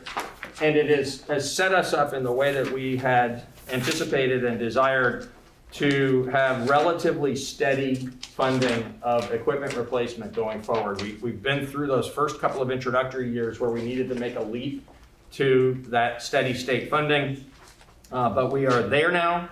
Going forward from this year, the average over a 25-year period, the average increase from year to year is about $20,000. So the equivalent of 1/6 of a penny. Basically, inflationary increase going forward over a 25-year period to keep all of our significant equipment, our capital equipment, our vehicles in good operating condition, replaced in a timely manner, avoiding breakdowns, avoiding the extra cost of maintenance that comes when something is old and not functioning very well, gaining the benefit of better, just blanked out on the term, trade-in values. When we're trading in our older equipment and replacing it with something new, because we're doing that more routinely, because we're doing that when the equipment is still more functional, we're getting better value back from in those transactions. And on the larger items in this program, particularly fire trucks, but in some cases over a shorter period of time, things like graders or dump trucks, we are pre-funding. I'm sorry, Liz? I just wanted to make sure for everybody playing along at home I mean, we have these nice books that show this is the last page. How would people Yeah, find it? so I'm really disappointed to answer that question, but I just looked, because we do announce it when we're going through the operating budget, we announce the pages that we're on so people can follow along at home. I can't explain how this happened. We will correct it tomorrow. That's not going to be helpful to people who are watching tonight. On the page, so if you go to the town's website and you click on FY23 budget proposed over on the news, really easy, we try to make this easy. So you go over to the right side of the page under news, you click on the FY23 proposed budget.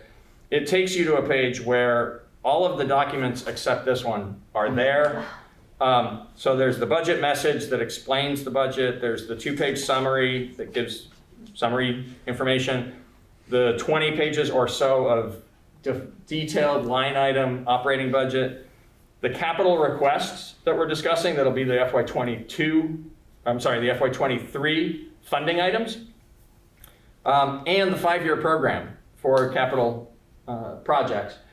The one thing that ought to be here that is missing is the 25-year program for replacement of equipment. It's not there. We will place it there tomorrow. I think it's probably because it's an 11 by 17 thing. I'm sorry? It's probably the size of it didn't lend itself to. Is it too big for the computer? No. Yeah. Thank you for trying. No, it's actually, it's harder to work with on paper because it's big than it is electronically. Yeah. So it just needs to be there. We'll put it there tomorrow. I Thank you. apologize for that. But just to complete the summary, so what we have is we have a funding program, sort of a program within a program to pre-fund fire trucks because they're very expensive and they last a very long time. And so you can see across the top, those of you who have the ability to look at the chart, we're increasing by $5,000 a year the amount that we put into the fire truck fund. And as that fund grows, there then comes a time, you see it here as just the deposits into that fund. We will draw on that sort of subset fund when we buy a fire truck. And there is a separate schedule that's also not included within these documents. I can provide it to you separately if you'd like to look at it. When we created this plan, we did show the intervals at which fire trucks would be purchased and showed that the fund builds up and then we draw it down but not below zero. And then it builds up again and we draw it down again but not below zero, and it goes on like that. So there's this, using the same principle that we apply to all equipment and vehicles, there's a subset of it specific to fire trucks so that we don't get in a situation where we have to go out and buy those on credit and pay a lot of interest, okay? Separate from the fire truck piece, which is the only thing that's really different, you'll see at a few places in this chart, let's see if I can pick one out that's in the early years that's easy to see. There is. So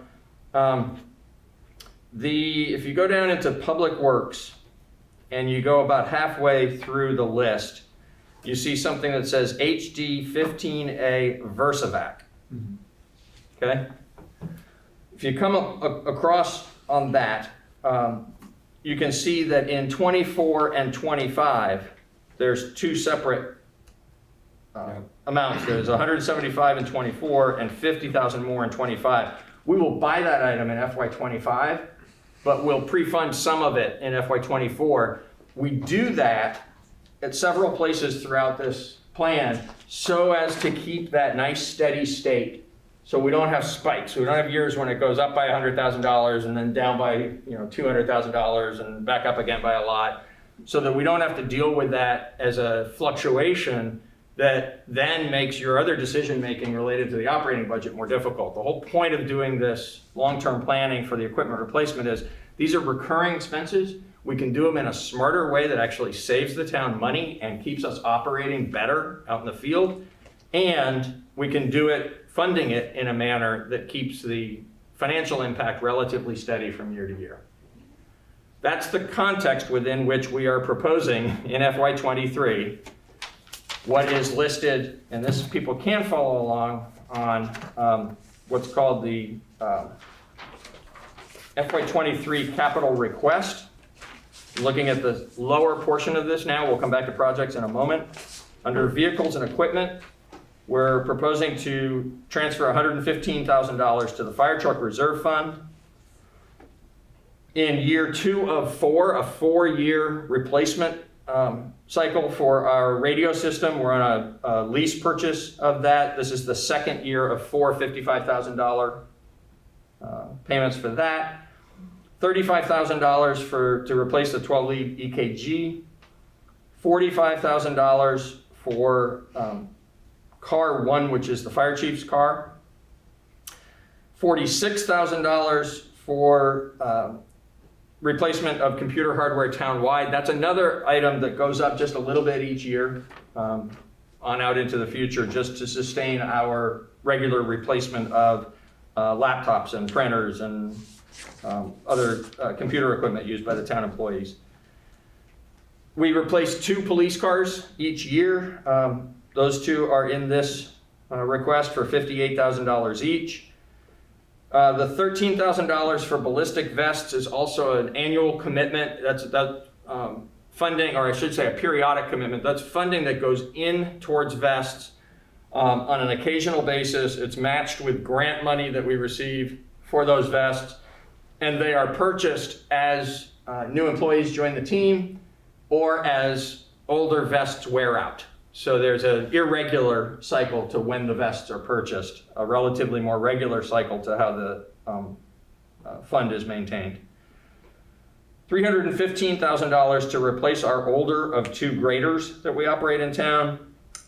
$80,000 as a first year contribution towards an FY24 purchase. So that's $80,000 this year and $90,000 next year. Next year, we will purchase the $170,000 replacement dump truck that represents, replacing a 2013 dump truck. And the electronic signage item is, the variable message boards that you see around town. Ours are old and actually pretty substandard by what's available these days. For $19,000, we'll be able to up our game in terms of the increased community awareness that we're able to create with those signs. I actually have a question about that specific thing, because I know in traffic safety we've talked about upgrading the speed radar system that we have. Yes. And I guess when I saw this, I wondered, did that include any of that? And I saw it was... I think probably not, because this is something we've been planning to do and specifically related to the variable message boards I just spoke about. But Dan is in the meeting, and I would ask that he, I think he is, he was, yes, there he is. If Dan can come on, he can tell us exactly what is funded by the 19,000. You hear me? Yes, we can. Yes, Dan, thank you. Yeah, Peter, you were exactly correct. That 19,000 is for the variable message boards that we use around town for community awareness projects and other ongoing happenings, not the speed signs. Okay. Well, I guess we'll talk about it on Thursday. Yeah, and I mean, if you would like us to price what upgrading that equipment would require, we can do that and bring it back as one of the unresolved items for this. I don't feel that that's like a deep need of mine, but if members of the Traffic Safety Committee who know way more about this than I do feel that it's an urgent need, I'll hear from them about it. And hopefully Dan is hearing that and can pass it on to Josh maybe and whomever else might have expertise in that matter. Okay. So I'm happy to answer any other questions, but I'm finished with presenting the equipment. Let's take a break. Let's take our 10-minute break. Okay. But except for you're leaving, so you want to ask your question now? I thought if I could just throw out 2 questions and they could be addressed or ignored as the board sees fit. One is simply a comment, but I would love to hear what the rest of the board thinks. The grader is on our schedule. It's very expensive. So I'd like to discuss that. And I can discuss via YouTube. Thank you very much to BCTV. I do have to depart quickly. My other question is to Lenny, and this might sound flippant, but it's not. Car 1 is a 2013 Ford Explorer. I drive a 2008 Toyota Sienna. Len, if you need to borrow it, you could borrow that. But do we need the Ford Explorer this year as well? So, provocative questions from my fellow board members. So, may I, before we take a break, I'd like to respond to that. Okay. And I want to do it now before we take the break. What the public doesn't know, but we do know, because Tim told us before the meeting, is because of some other obligations, you're going to Yes. need to leave. Apologies. I don't want to say this, and I certainly don't want to say it this strongly and clearly without you in the room. So, I want to preface my strong urging that as a board, you don't tinker with this plan.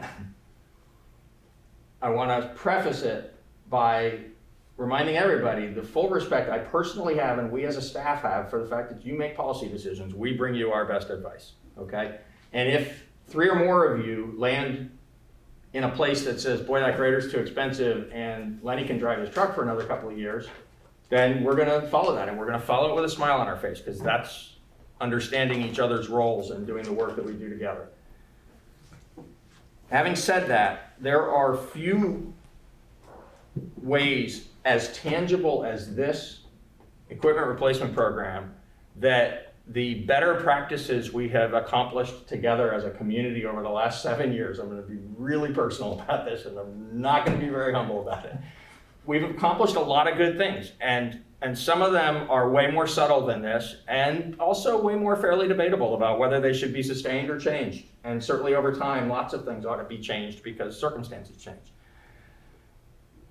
The town suffered for nursing along vehicles and other large items of equipment and patching them together and living without them when they were broken and putting them back on the road when they weren't really fully functional and having them fall apart around us out of the thinking that we ought to get every last dollar squeezed out of the value of each piece of equipment. I'm not saying that's wrong. I'm saying as a government, some households have to make that decision that that's how you're going to deal with some particular aspect of what you're managing in your own life. As a town government, we have the opportunity to be smarter than that, and the changes that we've made by doing things like paying $315,000 to replace a grader on a schedule have yielded all those benefits that I mentioned a few minutes ago. We get better trade-in values. We keep vehicles on the road. We're performing the work that is intended to be performed with these pieces of equipment. We're safer, actually. I can't quantify the degree to which our improvement in workers' compensation relates to this, but there's likely some nexus to it. And we don't pay interest the way we. And we earn interest instead of paying interest because of the way that we've switched how we approach this funding. So I guess there are particular examples I won't cite, but could cite, of the ways in which looking on something as we can get another year or two out of that one, let's not spend that money this year, has actually turned into really painful outcomes for the town. And we can avoid that if we stick to the program. If we don't stick to the program, even once, and I'm not saying you can't, that you're locked to it. What I am saying is there ought to be some extraordinary circumstance that causes you not to stick to the program, rather than because it happens to be a year where there's an especially expensive item on it. Because not sticking to the program this year makes resuming sticking to it next year that much harder. Now we got to buy a grader that we haven't prepared ourselves to buy, along with whatever else we're going to do next year. So we've saved $315,000 this year, but we are now off track with this program that is paying such enormous dividends for us. So isn't the point of this chart the bigger ticket items, like the fire trucks and the graders? I mean, it all fits together in a magnificently complex way, but it seems to me that the main benefit is the things that are expensive, like the fire trucks and the graders, can be apportioned over time. Without causing a large spike and then the next year a large decrease in the funding for equipment replacement, yes. Absolutely. Thank you for taking the bait. and getting that out there, because I think we've talked about this in the past. I think this conversation must happen every single budget season. And if I can, if I'll take the hit for being silly when questioning a $315,000 vehicle, I'm happy to do that. But I still want to have those conversations. I want to be clear, I never called you a name. No. I would strongly urge that you stick with the program. Absolutely. And I expected you to argue that, because it's the proper role for you to play, and I support the program. So, but that doesn't mean we shouldn't be talking about big ticket items, especially. Okay. And I can rib Lenny about his Ford Explorer. All right, so if Tim is finished, I'd like to take our break now, because we promised the translators, and then we can take up our questioning at 20 minutes after 8. We've resumed our meeting, and anyone wants to interrogate or comment on the capital equipment replacement program? Ian? I want to first say, while I really appreciate Tim's poking the bear there, I really want to speak fully in favor of staying on the schedule, and I think Peter has spoken very eloquently to all of the different ways that it benefits the town staff, the way we govern, just the whole being fiscally responsible. And so I fully speak in favor of staying on track and moving forward with the way that's been proposed. And so I don't want my questions to be interpreted as additional poking. It's more just looking at this and understanding it. Sure.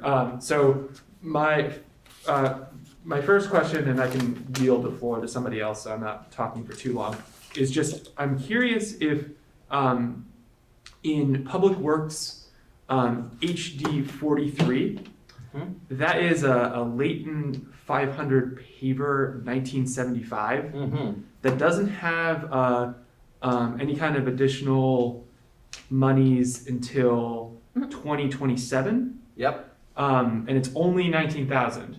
Yep. So I guess I'm just curious, like, what is that? And I was expecting, first off, that's so old. I was kind of expecting it to be a lot more money to replace whatever it is. Right. So I'm going to ask Dan to join us again. I'm not able to answer that question. Hi, Dan. The Leighton is a drag boxed paver. So it's non-motorized. It hooks to the back of a dump truck. And you dump the asphalt into it and use that to pave. We use it for paving trenches or small patches here and there.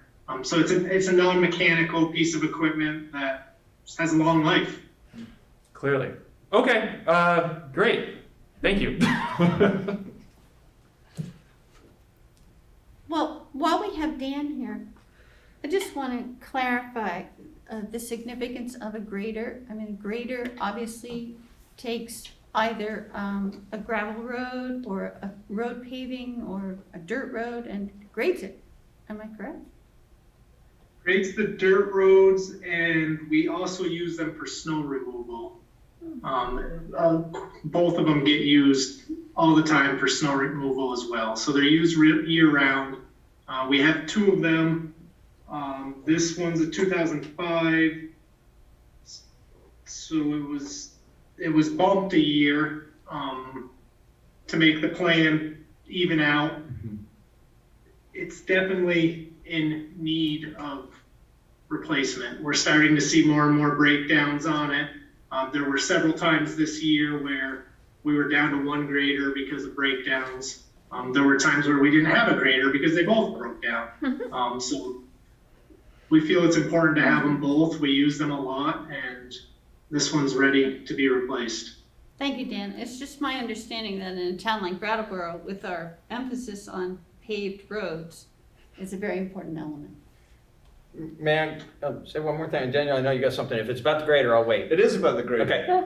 And it's about the census.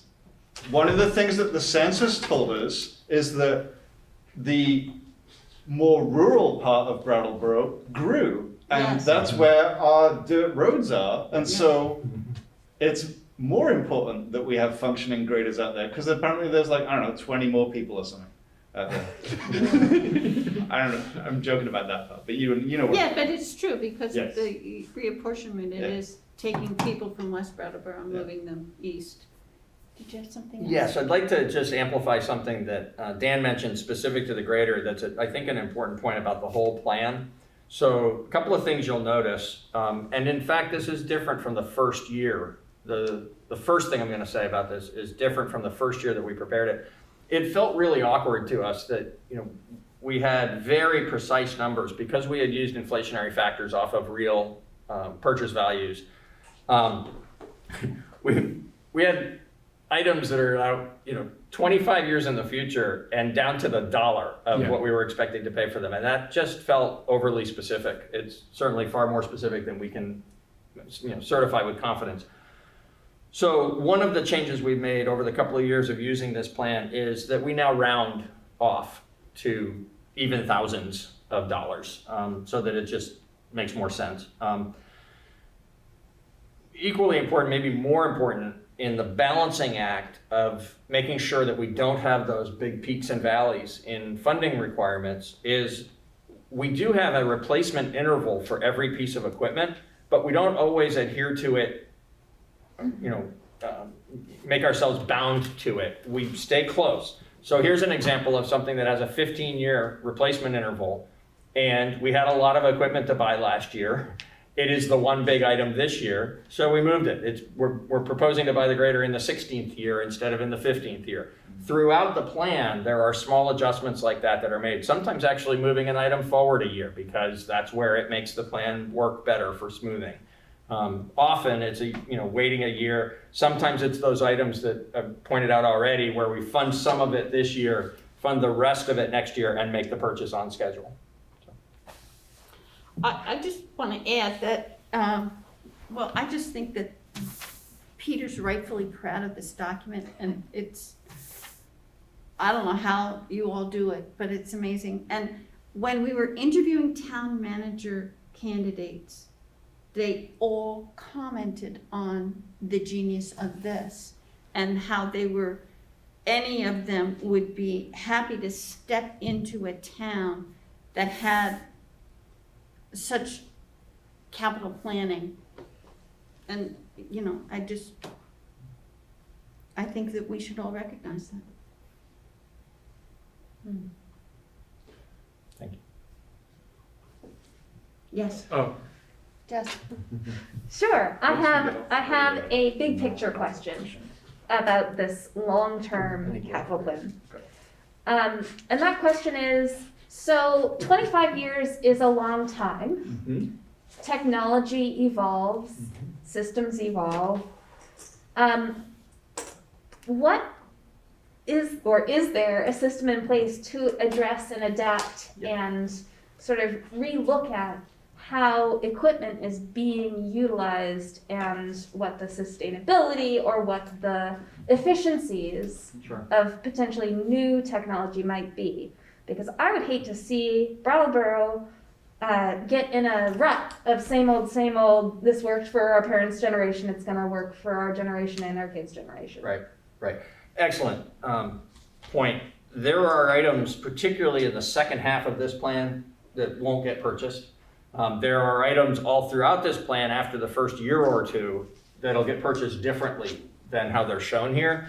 That actually, for staff, is the continuing challenge of keeping the plan nice and level funded, because we won't ever bring you one that is just this same set of numbers next year, dropping off the first year and adding another year at the end. It'll just never be like that because of changed circumstances and opportunities. And so the most obvious one, I think, to name is switching over to electrifying vehicles and equipment. I would expect that somewhere in the middle to later part of this, everything we run will be electric instead of on fossil fuels. But we don't know exactly when and how that conversion is going to occur. So for planning purposes, we're looking in this document to to forecast replacement in kind. And as we make those kinds of decisions and realize that we need to be smarter and more sustainable in those purchases, that'll be reflected in the plan as early on as it can be. You shouldn't let the plan prevent you from seizing those opportunities, and we already have been. In the first couple of years of implementing this, we have bought electric vehicles that were shown in the plan, priced based on what we thought they were going to be for a gas-powered vehicle. We paid a little bit more to do the electric, but it was the right, proper thing to do, even though it was a little different than what was shown in the plan.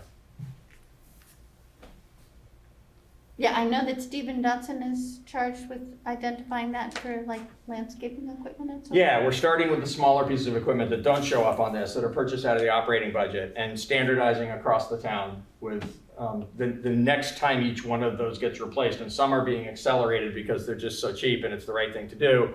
Other things that are more expensive will be a few years from now, but we're taking everything that is a gas-powered leaf blower, lawnmower, snow blower, whatever, all those kinds of things that we use that are relatively smaller, that don't show up on the equipment replacement plan, and creating a separate plan for how we're going to convert all of that to electric. Not sure you're going to see that in the next month. It may be sometime early in the new year, but it'll be within the next few months that plan comes forward. Are we sticking squarely on the vehicles and equipment side of things right now? We haven't really got to the... If you don't mind, I'd like to stay here and move, That's when fine. we're ready to move to projects, to have a separate conversation about that. There's some things to highlight there. Great, thank you. Could you just speak about replaced computer hardware? I feel like Yeah. I know it, haven't seen some computer hardware in the town, but Sure. just for the public's awareness. Sure. So this is one that actually, as a systematic replacement program, predates the creation of the broader 25-year equipment replacement program.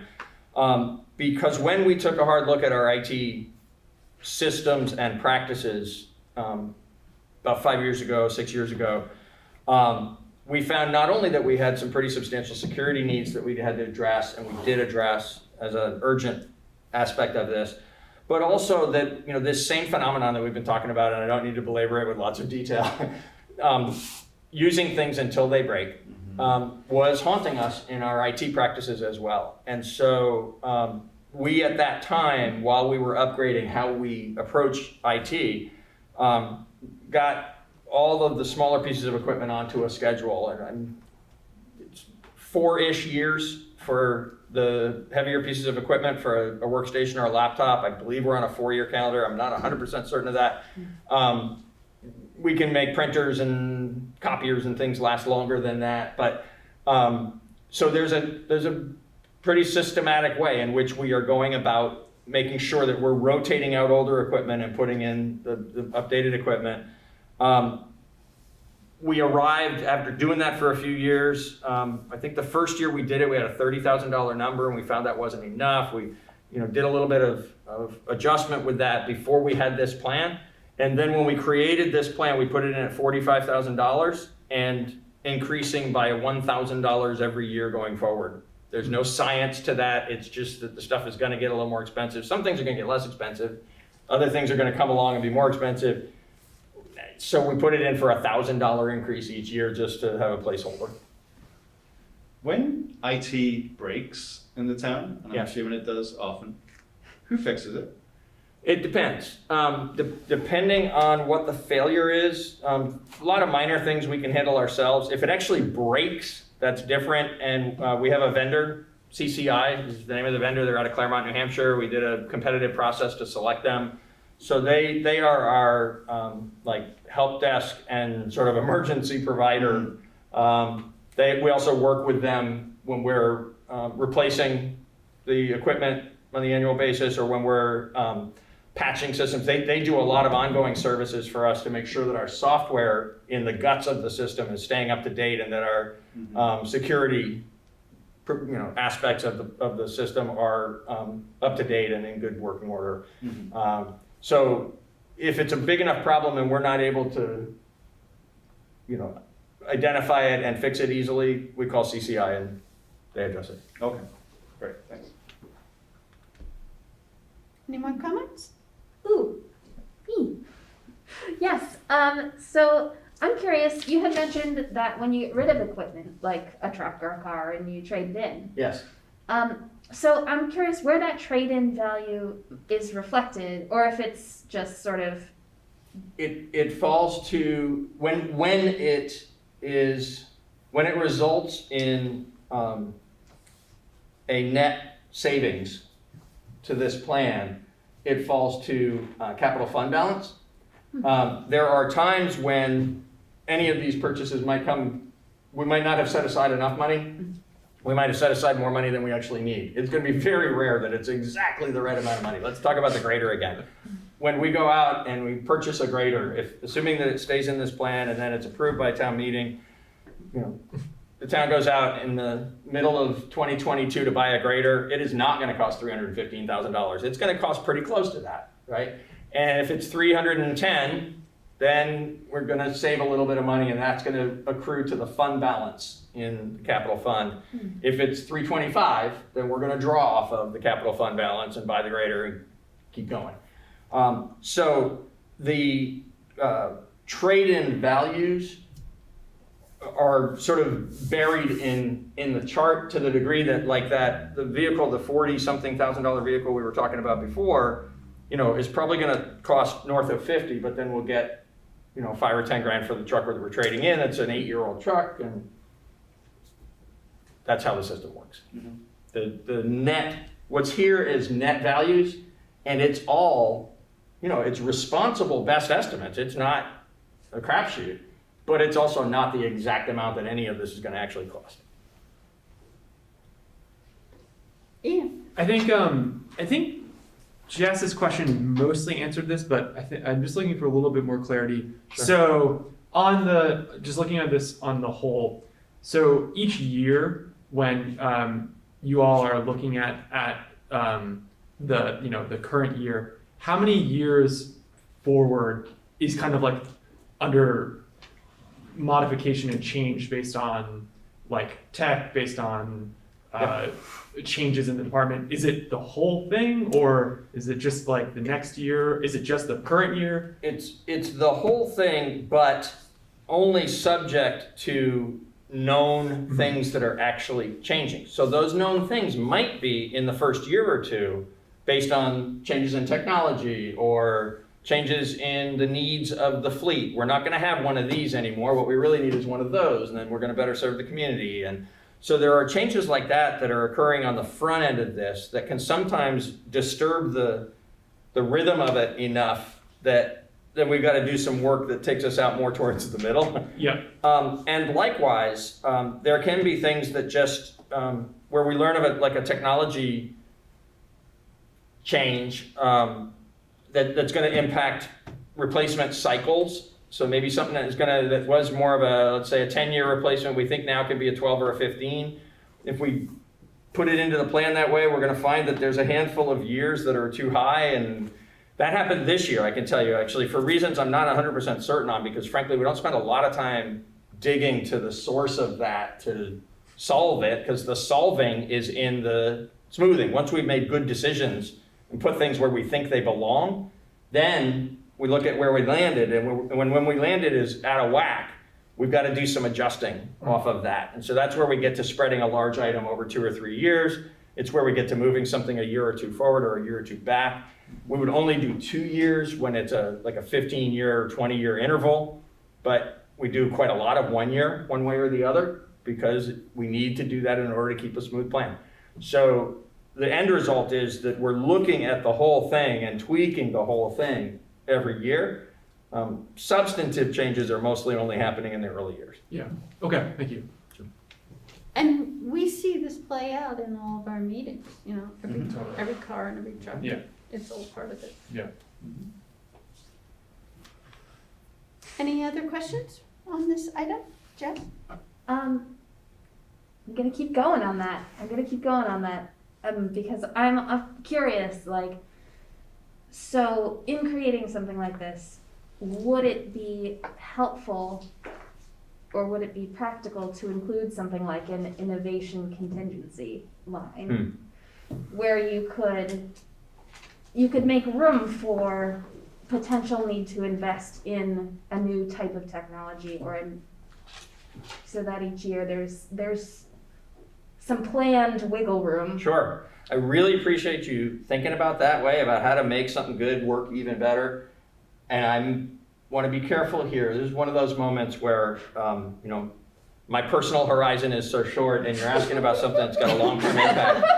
Well, and so really, seriously, I think you should ask Yoshi and work with the team around that question, you know, not a month from now or 2 months from now, but maybe, you know, as you go forward towards next year's cycle and he's gotten familiar with how everything's going on here in town.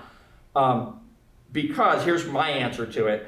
I love the idea. Anything that gives us some additional measure of flexibility to be able to react to those kinds of changes and always do the right thing is great. But frankly, it feels to me like an unnecessary convenience in a system where, you know, we've already built in what I've been describing to you very transparently, right? I mean, this stuff is our best professional work, and it's also unscientific to a great degree. You know, the replacement intervals, when we're saying something ought to be replaced on 10 years, you could say, well, couldn't we get 15 out of that? And we'd have a fair debate about what happens if you know, between the 10th year and the 15th year in terms of maintenance costs. And so none of it has a right and wrong answer. And because of that, and because as a team, each year we work through those situations of, you know, like when we had gas-powered vehicles priced, but we knew it was time to be buying hybrids or electric vehicles. And so we actually have a couple of pure electrics in the fleet. We've got several hybrids in the fleet. And it's great, and we're moving on, you know, in that direction. Working within the confines of the existing structure hasn't prevented us from being nimble in that way. So I don't think we need a separate line item to enable that nimbleness.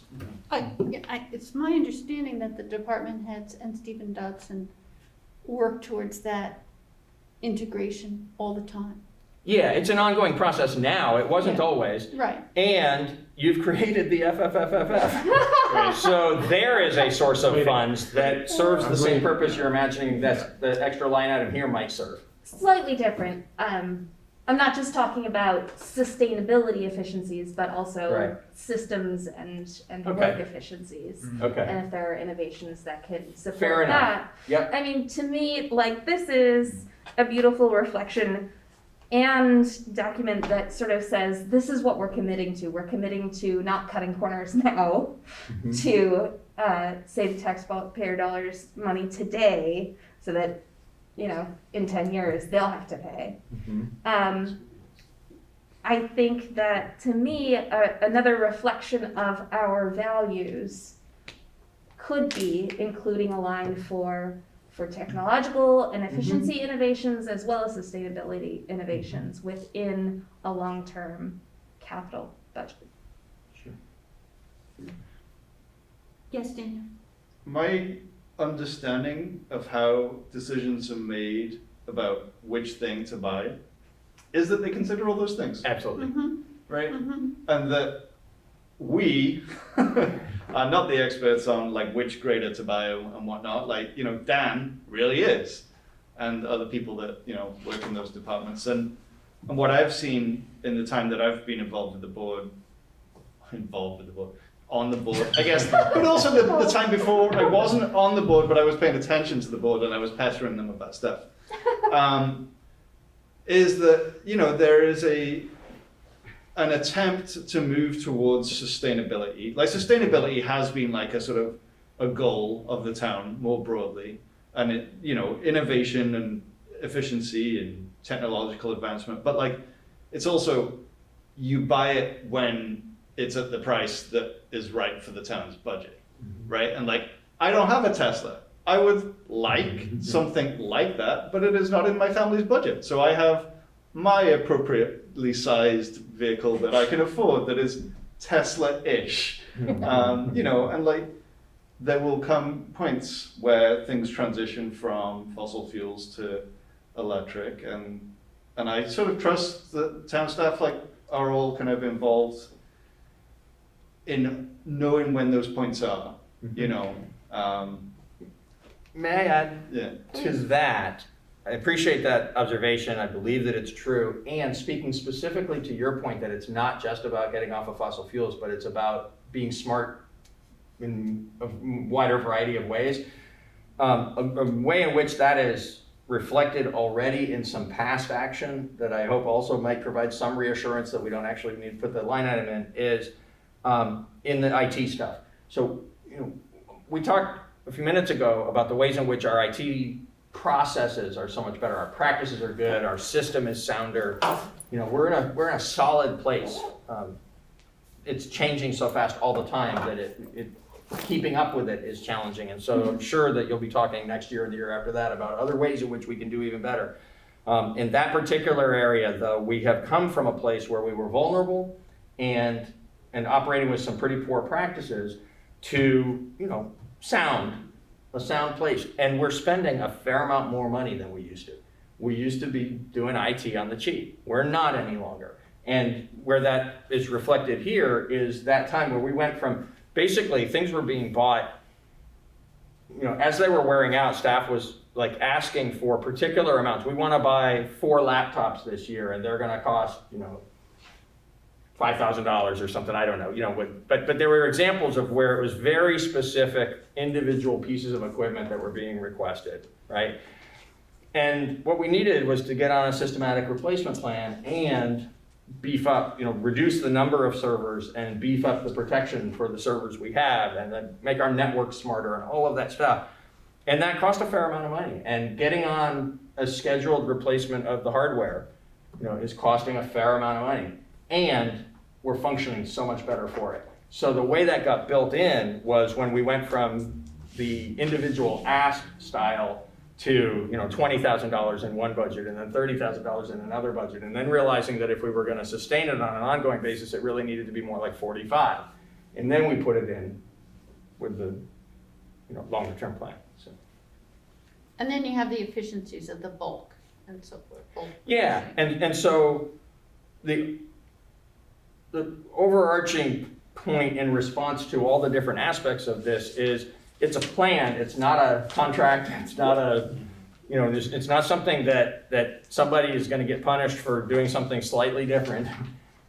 Doing something slightly different for the right reason is great. And, we're looking for those opportunities. Sometimes they come to us. Sometimes, we don't necessarily find it. But a conversation that you all have around a policy matter lands in a place that says, we want more of this and less of that. And we say, well then we should do this thing instead of that thing. And we tell you about it when we bring it forward for your approval.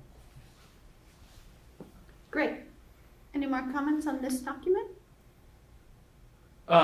Just if there is, when these conversations are happening during the budget creation process, if there's a moment where accessing a fund like the FFFF fund could be utilized to maybe make it so that there didn't need to be as much smoothing as you described it, to we could actually get a much more efficient blah blah blah if we popped a little of the FFFF fund over here, right. And that keeps it at what we had budgeted it at. Sure. So now that doesn't now impact like a bunch of stuff all over the place. Yeah, fair enough. In implementation, that would normally draw on the capital fund balance. Yeah. And we wouldn't need the FFFF. I also think staff is more likely to make recommendations to you going forward for drawing off of that fund for projects, for infrastructure related stuff rather than equipment related stuff. Mm-hmm. But it's, I appreciate the observation and, who knows, right? We'll get into the next cycle and the next cycle after that. Yeah. Okay. Shall we move on? Very good. You want to get back on that? So we will now go back to a part of the budget that actually does appear on the town's website. I'm going to speak first, very briefly, just to the 4 items that are shown in the capital request. Like we started with the capital request and then went to the 25-year plan. We'll start with the capital request, which is available on the website. If you go to FY23 budget proposed from the news section of the homepage, it'll call up all these different documents. And for the capital request, you would click on the next to last item on that page that you fall on. And then in a moment, when we switch over to talking about the 5-year project plan, you click on the last item in that list. The 4 requests for capital project funding this year are $400,000 for street paving, $12,000 for bicycle infrastructure, $120,000 for sidewalk replacement, and $30,000 to replace the fire alarm system at Brooks Memorial Library. Once I have word about each one, and then we can look at them in the context of the 5-year plan and go anywhere you want with the conversation. The paving is at $400,000 because that's where we landed after last year's conversation. I know you'd like to go higher, but I'm not sure we're going to be able to afford that Thanks, Peter. this year. I would have loved to have brought it to you recommending a further increase. I know there was some desire on the board to do that. Yeah. You know the backstory to how we got to where we are in terms of the use of fund balance and so on. Good. So ended up proposing the 400 for that. There are a couple of places, the next 2 lines, where I've made a decision to recommend some additional funding for things that you might, in the weighing of priorities, decide that you want to shift some of this around. Therein lies the policy decisions around this. But I want to note that from the community, from the, I've lost the name of the group. BCAT. Brattleboro Coalition for Active Transportation. Yes, BCAT. BCAT, which is a coalition of organizations that, some of those organizations and active individuals who've been involved in promoting bike, ped safety and resources in the community for a while now, came together 4 or 5 years ago and became BCAT as more of a coalition to support these kinds of initiatives. BCAT this year made a specific ask to the town for an additional $20,000 on sidewalk replacement because we know that we really just can't afford to spend enough. We're a walkable town with a lot of lousy sidewalks. Yeah. And sidewalk replacement is expensive. So, we were up to 100. This was a number that was like $20,000, not too distant past, and we were pushing it up pretty aggressively. We got up to 100. It stayed there, I think, for 2 years.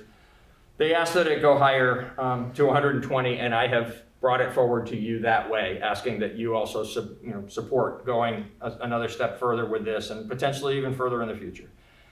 Bicycle infrastructure, we've never had a line item for before. The same group of people asked for $20,000 in that line item. I'm proposing 12. And the reason for that is we see, rather than a general line item for the general purpose of improving bicycle infrastructure in town, we see a real opportunity here to bring forward this new, not quite program of the town, but a commitment where there might be a continuing funding of bicycle infrastructure actions, whether those are bike lanes or bike racks or other kinds of bike related investments. This would be the first year of doing such a thing, and we think it would be appropriate to tie that to a very specific focus. And the very specific focus you're going to be seeing in the near future, it's going to be presented actually at the Traffic Safety Committee meeting on Thursday, and then to the Selectboard probably in December, which is the results of the scoping study for providing a bike lane along Route 9 coming in on Western Avenue and High Street from exit 2 to Main Street. Without getting too deep in the weeds of that, because we are going to deal with that at those future meetings, we think it needs to be divided into 2 pieces because the High Street portion of that is going to be a lot more complicated to do final design and any future implementation of because of the impact of parking. That's a very heavily utilized parking part of the system on both sides of the street. And the slope. Once you're up on Western Avenue and you're headed out towards the highway, there is still parking on both sides of the street, but it's pretty sporadic, and we see an opportunity to actually kind of move the lanes back and forth through that area so that there's parking where it needs to be and eliminated from places where it can be eliminated, and that'll create the possibility, much more light lift possibility of putting in the bike lanes that are extremely desirable from a safety point of view and promoting bicycling over driving and so on. Sue Fillion has done some research about what grant monies are available to implement that kind of work. The Western Avenue portion, we're looking at this as like a phase 1 and a phase 2, where phase 1 would be up on Western Avenue. And there would be a $12,000 match based on the cost estimate for doing the work and the grant programs that are available to fund it. There'd be a $12,000 local match to make that happen in the next 12 months. And we think that's worthy of the town making a commitment that we think we want to be prepared to seize that moment and make that change. So we're proposing 12 grand for bicycle infrastructure. That's been very well thought out in terms of what's left here is only the match. That's It is the amazing. match, that's Yeah. correct. Now, what about the sidewalk replacement? Is that, for example, was the $20,000 request, was that to specific tasks? It was not for specific tasks. Basically, I'm asked a lot, like, how do we figure out which sidewalks to do? And this is the answer that is, I hope satisfying on certain levels, certainly unsatisfying on some levels too. We do keep careful track of the conditions of the sidewalks all throughout the community. But I can't tell you that the one that is identified as being in the worst shape is going to get funding this year or ever, because funding decisions that were, at least funding recommendations that we bring forward, relate to a combination of the current condition of the sidewalk and the usage. And the two primary factors in our assessment of usage are routes to schools from residential neighborhoods and routes into downtown from residential neighborhoods.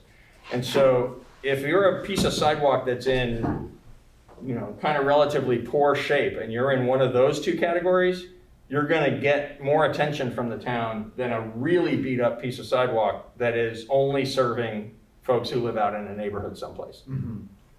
And so some of those neighborhood sidewalks are in terrible, terrible condition, but it would cost millions of dollars. Honestly, what you're looking at, if you really want to tackle it as we love walking in this community and what we need is a better sidewalk system, that's a bond. That's making a plan, designing it, pricing it, and spending several $1 million to upgrade the sidewalks in a very big way. Yeah. Communities do that. It's not currently part of our plan. Mine's a smaller question. Yeah, I know that yours was a bigger question. So the criteria are like routes to school, routes to downtown. What about routes that predominantly serve an elder population or older and disabled population? I'm thinking sort of Fairview and, around Red Clover and whatnot. Yeah. I didn't hear the first thing you said, but Red Clover is a really good example of a place that I think we would say yes to that. I'm going to ask that Dan raise his hand and jump in the meeting if anything I say doesn't align with, how they actually do this work in Public Works. We generally follow the guidance that we get from Public Works. I'll poke at it. Yes. I'll ask questions about why this and not that. Yeah. But And I've they're seen very the thoughtful map and about the what they bring whatnot. forward. And Yeah. and sometimes it's also related to what's going on in the street adjacent. Uh-huh.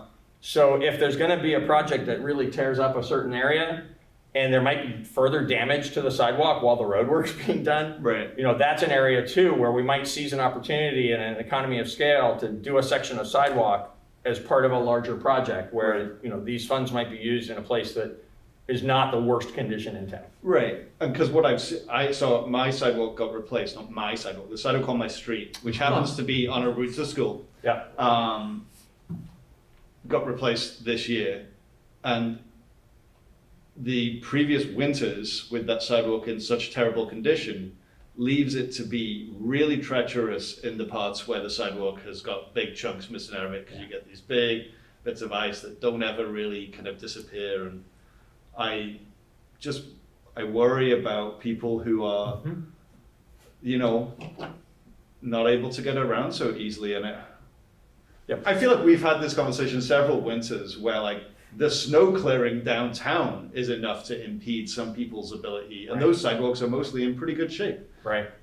It's like you don't need to have much snow or ice in the way of people to prevent them from being able to move around safely. And I really want that to be. So that's entirely true, and maybe it's because I'm getting older, Uh-huh. but I'm finding, as I Yes, me personally too. use I the mean- sidewalks in the town, I'm finding that this time of year, before it gets icy, is equally treacherous because you can't see what's underneath the leaves. Yeah. So where Yeah. there are leaves covering the sidewalk, you don't Yeah. know what part of the sidewalk is in good shape and Yeah. what part is all full of holes. Yeah, Yep. yeah, exactly. Yep. I'm pretty curious about this bond idea, and I'm sure Ian's got more to say about it. Yeah, I think what I'm finding really interesting about the sidewalk conversation this year, and unfortunately I'm relying on my memory from last year's conversation about the roads, Yes. was that like when we asked, I think Daniel, as he is wont to do, asked a great question about kind of like how much money would we have to throw at this, Right. sort of like redo all the bad roads. Right. That's my attempt at kind That's of hilarious. answering Yeah, it. that's not quite And what I the said, answer was like, oh my, like it's a whole lot of yeah. And Yeah. what I'm finding interesting about the sidewalk discussion is that, like, I would assume there are less sidewalks than roads in the town. No. There are less sidewalks than roads, but don't imagine that replacing all the existing sidewalks in town would be a number. You should imagine that it's a number that will shock you. No, the number that I'm understanding, I more mean that we actually could get a number, like that we could. Oh, yeah. Like that it's kind of like there are so many sidewalks and they're in so much shape, we kind of know how they are doing, and we theoretically could find ourselves at a place where Yeah. something. Whereas like my understanding with the roads was like basically we raised it to $400,000 and that was gonna hopefully do some more good. Right. But like it's a constant war of Right. attrition against the nature of roads breaking down in Vermont. And Fair enough. Yes. The freeze-thaw cycles and Yes. so on. Okay, that's all true. I would urge you, although I also find the idea exciting, I would urge you to make pursuit of a possible bond for sidewalks something that you undertake in the future. And I'm not saying Yes, years in the future, but not in this cycle. And Yes. here's why. When we're done talking about projects, sometime in the next 15 to 30 minutes probably, we're then going to be talking about the generational improvements that have Yeah. become quite urgent at Memorial Park. We need to move forward with that, and it's going to cost a few $1 million, and it's going to have to be borrowed. And so I think you should get that moved further along, be ready to make that commitment, and then think about where sidewalks might fit in. For a big sidewalk replacement project, as opposed to doing it incrementally like this. Absolutely, and I think that it's just helpful for the. I find it helpful for the board to have an opportunity to kind of talk about some of these things. Totally understanding that, but like I'm still thinking about things that we talked about last year. Sure. That Yep. and just sort of and the idea that we're going to maybe have federal money coming in for things. Yep. So there are lots Actually, that's huge yeah. and unknown at this point, right? So- What are the details of that? How are we gonna access it? How much will there be? What will be the strings attached? We need to learn about that, and we will. But yes, that might make some of this stuff, might make it possible to accelerate, all of this actually, for pedestrians, for bicyclists, and for roadways. And that is kind of an incredible thought, this idea of could we do something that would really impact the community on a whole and could have a lasting impression Right. on the town. Right. Like something like a full-scale redo of sidewalks, something like that would be Absolutely. incredible. Yeah. I agree. I think, we always wonder, are we going to be able to come together with a goal that we want for the town, that we can use this once in a lifetime federal money for? And I think, we're hearing it. Yeah. And as long as we plan it starting on January 31st, I think Peter will know. I'm not trying to avoid work. We have a lot of transition that's about to occur right now, not just with me and Yoshi, but in other key positions as well. And we're in the midst of a budget cycle, and we have these generational improvements we need to make at Memorial Park. So I think it would just, to do the job well, you want to undertake that job of scoping the sidewalk work some months from now, not even years from now, but not right now. That's all I'm suggesting. And undertaking it in the new year, when a little more is known about how municipalities are going to access, huge amounts, in total, what is huge amounts of infrastructure money, we'll be looking to get our fair share here in Brattleboro, and maybe it'll fund a sidewalk replacement project of that scale. I don't know what the rules are going to be. Nobody does yet. But it's gonna be a lot of money, and it's gonna make those kinds of things more possible than they've been. I Would think it- that, go ahead. I was just, would it be worth discussing? Is there money to do a plan or an audit or a review of walkability of the current sidewalks? Is that something we could start with so that perhaps eventually when this money comes down the line and may be available for something like this? So we have the There data. have been Right. grants available from AARP because walkability, especially by the elderly, is so, is their mission. And I know that they've offered that before and might do again. Could we hear from Dan to talk about last year sometime a document was shared with me, which was essentially a map and then like a table explaining the various conditions of sidewalks. And I know that it exists, and I know that Dan and Steve in the past have talked about how they use that to pick projects. And tonight is sort of the first time I'm really hearing explicitly like routes to school, routes to downtown, which then spurred my kind of thoughts on elderly and disabled folks. Right. Why don't we give them a break and tell them that we want to talk about that and then schedule it for another night? Great idea. And I see, we've got a member of the public. Oh, we do? We do. Yep, what's up? Okay, I can't read that. Oh, Alice. Alice Charles? Yeah, Alice Jones. Alice. Alice, please join us. Madame. Thank you. Alice should know that we're in favor of the bicycle thing so far.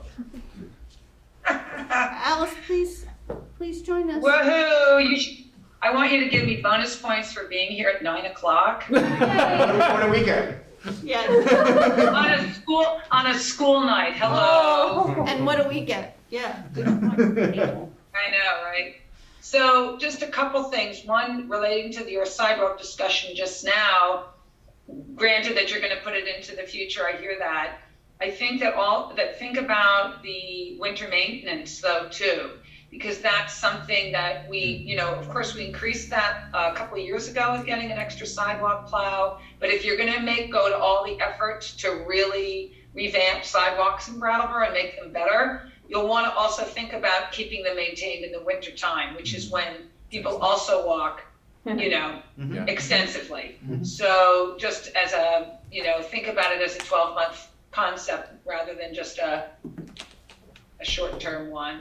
I also just want to speak to the bike infrastructure money, just as you guys you talked about it and then you moved on to sidewalks, but I just want to put a plug in and say, as part of my work in Brattleboro with the VCAT, with Coalition for Active Transportation, we're really, really interested in having bicycling be financially supported by the town. And I think this is an excellent first step for us. We're really pleased that Peter and we could work together to put this in, and we really hope we get your support for this. Bicycling is clearly an extremely energy efficient way of moving around town, and we really hope that the select board supports us in this, and then representative town meeting too. So anyway, that's my little plug. And if you have any questions for me, certainly I can answer more about details, or just allow this to be a yay, thank you, we hope you support us. Does anyone want to interrogate Ms. Charles? Alice is on the traffic safety committee. Oh. She knows. So she she'll knows be- about pedestrian Yeah. stuff and bicycle stuff and how people are impacted by And so roads that and means you sidewalks. stay up late and you get up early. That's right. I just think it's an excellent point about Yeah, it is an the excellent point. 12 months talking about sidewalks. Yeah, thank you. And it's been noted because Peter wrote it down. So actually, I'd like to advise the board what I've written down to make sure it comports with where we're all arriving in this conversation. I think the happy medium place is that you'd like some information about what it might cost to do the planning effort, so that if necessary, you could approve some funds to put into what you propose for town meeting for the planning effort that would allow us to be more ready to access the infrastructure money as it becomes available. And that estimating that we're gonna do on the cost of the planning effort should include both the scoping of a very large scale sidewalk replacement project across the town and more robust winter maintenance, a third or a fourth sidewalk plow and the additional miles that would allow us to keep plowed through the winter. Yeah. Yes. Okay. I also, with the investment in bicycle infrastructure, I mean, it's a small investment, but I think maintenance of that infrastructure, I think should also be considered. That, for what we're talking about in this budget, that's incremental and no problem. It's a bit of additional paint. As we make a larger commitment over time to these types of initiatives, thinking about the impact of the operating budget is going to be an important factor. For the striping that we're talking about on Western Avenue, where we already do striping, but it'll be a little different, it won't be a significant expense.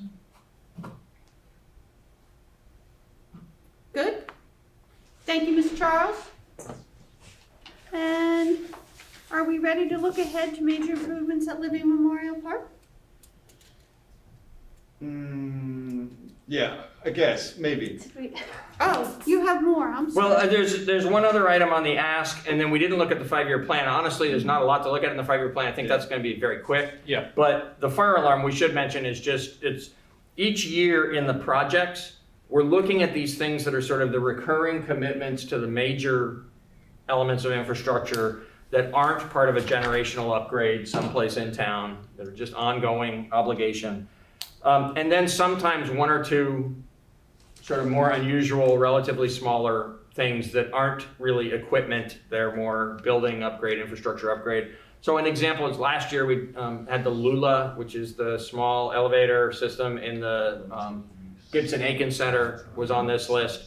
This year it's replacing the fire alarm at the library. I can tell you the fire alarm at the library has actually been failing intermittently. The fire alarm system has been firing at times when it shouldn't have and becoming unreliable. So obviously for it to serve its purpose, it needs to be replaced.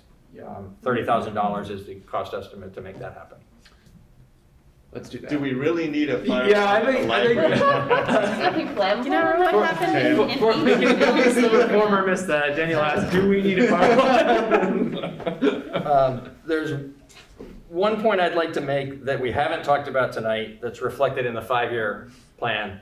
And then it's a good segue into what we are going to talk about on the agenda item for the Memorial Park, unless you have questions about other aspects of this. But you can see the things we've talked about. I do forecast taking the bicycle infrastructure up from 12 to 20 and then level funding that going forward.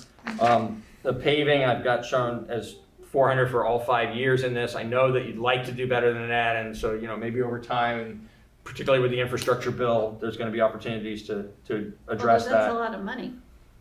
Sidewalks I've got in at 120 a year, but again, we've just had a good conversation about how we might do better than that. What I want to call out is what's in between those, which is the intersection improvements. We've been talking about this for a while. We've actually got like 1.5 of these intersections. We identified several years ago 5 high priority intersections. We've got 1 fully designed but bumped into some public opposition. We've got another one in the design process. The design part of these projects is not a particularly heavy lift. Depending on that design, it is actually pretty expensive to go out and do the work. So we show that as being grant funded, the actual construction of these as being grant funded. These are going to be really good candidates. We should, in fact, keep planning these intersections because these are going to be really good candidates for using that infrastructure money. Again, we don't know the rules, but it seems reasonable to anticipate that improving the safety of intersections for all users, pedestrians, bikes, and cars, is likely to fall within those fundable projects. So getting ready to do these, moving these along is something you're probably going to want to seize a moment on. We are sort of close enough to ready on 2 of them that I believe that by the time infrastructure money starts flowing, we could probably be shovel ready on 2 of them. So Peter, are you saying that all of these items under infrastructure are potential ARPA items? not ARPA, so we should be really clear. Infrastructure. From the infrastructure bill that just got passed a week ago, where we have even less idea of the rules Yesterday. than about ARPA. Yeah. As those rules become clear and you start moving forward to deciding, how to access and use some of that money, these are going to be really solid opportunities to gain funding from that bill, subject of course to the particular rules that get attached to that bill. ARPA, I personally had hoped might help before the infrastructure bill got passed, so now I think it's moot. I think that's a better source of funding for it. I personally had hoped that maybe ARPA would be applicable to the infrastructures, because I think we really need to catch up to that need. But it won't be usable for that, and it won't be usable for much of this, if any of it, because of the nexus that has to exist to some kind of a COVID-related impact. So again, those rules aren't entirely clear yet, but they're becoming clearer, and when they are clear, we believe there's going to be a pretty tight linkage between whatever we do with the money and demonstrating that it is addressing some impact to the community that happened because of COVID. Great, thank you. I just had with the operating budget, we get the kind of back years, the actual expenditures. Yeah. And this, we only ever see the going forward. That's a good point. And so I knew that we had had a conversation about increasing funding for street paving and also sidewalk replacement. I don't recall how much that was funded for previously. And I guess it's kind of irrelevant to most people at home or whatever, but it would be helpful for me in knowing that we've chosen to stick with the number here to be reminded of what it used to be. Yeah. And so I can at least feel like, oh, well, at least we bumped it up from that. We could get those numbers for you and be really precise. What I can tell you as a general answer, paving consistently has been 300, except when there's been a need to kind of move off of that a little bit one way or the other. So usually down. Yeah. So we've had a couple of years when it was 250 instead of 300. I think there was a year that was 350 in there somewhere, and then last year you moved it to 400. The sidewalk piece has been less variable and just going up from being only about 20 or 25 grand to significant increases over about 5 or 6 years to get to where we are. Good. Well, good for us last year for doing the right thing by street paving. Hopefully in more bountiful years we'll do a little bit more. Yeah. Or future boards will, whomever sits on those boards. There is a member of the public with their hand up. Oh, you guys can see these things. Yeah, we need to get Kathleen White, magnifying glass. welcome. Please join us. Hi, Hi, thank Kathleen. you. I'm also a member of BCAT. Let's see. Can you hear me? Yes. Yes. Okay. And I just wanted to also say I really appreciate that Peter put the 12,000 in for bicycle infrastructure for this year and increased the sidewalk budget. And I wanted to ask Peter if you could clarify. I heard you say something about 12,000 and then increasing it to 20,000, and I wasn't sure if you meant next year or what your plan was. Well, so it's in this 5-year plan, which is it's always used informationally during this discussion for the select board to decide what it's actually recommending this year to be funded at town meeting. But in those informational 4 additional years, I've shown $20,000 each year. So it would go from 12 to 20 next year and then stay at 20 for the 3 years following that, according to this plan. What I would say further to that, though, is based on the conversation tonight and that's just the reality of all this infrastructure money that's going to be flowing, Right. I think we're likely to end up happier with the outcome than what this represents. This is likely not to end up being accurate. Okay, thank you. I did sort of want to advocate for 20,000 this year, for the next fiscal year, just because I think it would be good to have a little more money than the 12,000 that will go to the painting of the bike lanes for other things that may come up. Say there's a project that we get a grant for and it needs matching funds, or we want to repaint the existing bike lanes, or we want to get more bike parking or a covered bike parking area. that sort of thing. But maybe since we don't have an exactly specific thing in mind, we can work on that for another year. What do you think? I mean, is it Those worth? are all good things, Kathleen, but I think if you were following the discussion that we're having, I think it's good to have a more concrete, list of things, and then to work with the new town manager and find out what this infrastructure money really means. And I wasn't really referring to the infrastructure money. I was referring to, but that maybe you're saying it's moot because the infrastructure money may be coming by the time fiscal year 23 budget comes into play. Well, I think that's likely, but I think I recall Peter just saying that we're more likely to be happier with the spending on bicycles than is represented here. Meaning there might be very likely to be more money on infrastructure for things like bicycles and sidewalks. Especially Then- over the planning period, I'm sorry to interrupt, but especially over the planning period as opposed to necessarily specifically FY23. Okay. So, And thank you for, well, I I just just wanted wanted to to say, keep working, we appreciate your input and please continue. thank you for explaining, Peter, that there's 2 phases in the implementation of the Western Avenue, because I wasn't sure why it was just going to Green Street, so that's good to know. And we'll have a fuller discussion of that on Thursday morning at Traffic Safety as well. Okay. I have a question, newbie question. Goes Thank you, to something that Kathleen had said, which was, if we get a grant and we need matching funds, it'd be nice to have that there. If they want to apply for a grant, can they come to the select board, and does the select board have the power to allocate some discretionary money in some way to match that grant if they receive it? It is possible, but trickier for you to do it in the way that if I'm very picky about how I heard it. So if there's some person or group out in the community that organizes some kind of a grant application and wants us to pay the match, that can be tricky. That can work and it can not work sometimes, depending on the circumstances, depending on the particular grant program, depending on who the partner is. But what's more common would be that an organization might encourage the town to pursue a grant that municipalities are eligible for that might be, an 80-20 match on something that's going to be, tens of thousands of dollars where we need to put up just a little bit, maybe, $10,000 or $15,000 or something.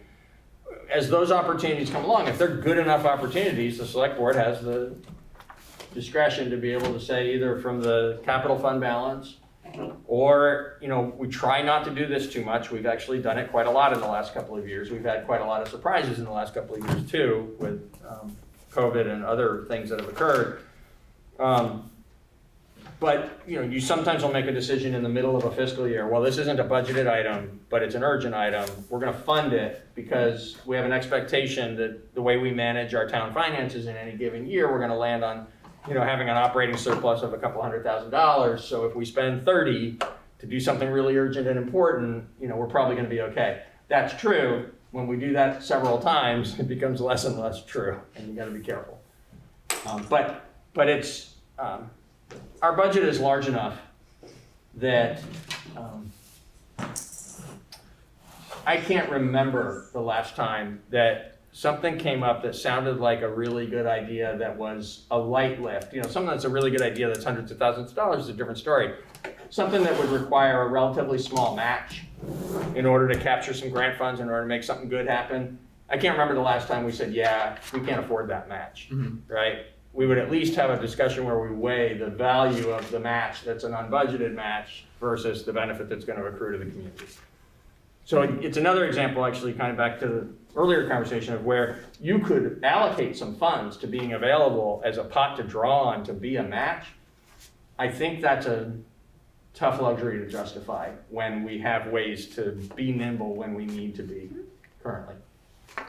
I just want to call your attention to something that was in the consent agenda from Stephen, which is kind of the right way to go about a municipal grant, that he's written this memo about it, and, you know, you have to fill out one of these forms, and then we vote on it, blah, blah, blah. So, I mean, that's just an example of something that the town does all the time, brings it to us, and we vote on it.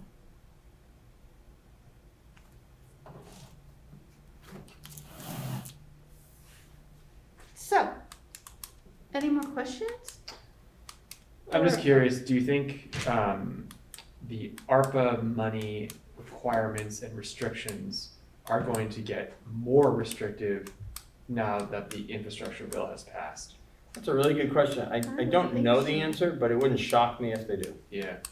Had not occurred to me. They were already, kind of, you know, the ways in which they stretched way out past COVID. Direct COVID impacts. The two that I'm aware of were in water and sewer systems and broadband infrastructure. And there definitely is a nexus with both of those, right? But there's a public health nexus with the one, and there's a communication. You know, we all became so dependent on being in the little boxes. And so, you know, I think that those are likely to stay in the guidance. And I think it's extremely unlikely that there'll be more flexibility built into the guidance when it becomes final. Mm-hmm. That guidance is still draft. Sorry? The guidance is still draft. It is still draft, yeah. Good grief, they move slow. Yeah. Yeah. Fast and slow. Mostly slow. Yeah. I mean, the bright side there, of course, is the many years ahead, right? So there's 3 years to decide how to spend the money, and 6 or 7 years before the money actually has to be, 6 years before the money has to be expended. So getting rules sometime in the next couple of months and moving on with planning in 2022. I think the ARPA thing actually is going to be fine, even though it's been frustrating to wait for the rules to be clear. Yeah. The infrastructure one, it just got passed. We have no idea when it's going to be coming forward. It's going to be an enormous amount. Yeah, great. Not everybody can be as fast as the Brattleboro Selectboard. That's the quarter of the night, right there. So speaking of that, So lickety what's split, we can move on here. I'd like to just note that within this 5-year plan, at the bottom portion of it, there are the very large expenses attached to the next item we're going to discuss. Yeah. Which we show at the bottom when, in terms of sources of funding, $3.4 million worth of borrowing in order to be able to afford the really crucially important improvements that Carol and Patrick are about to describe. All right.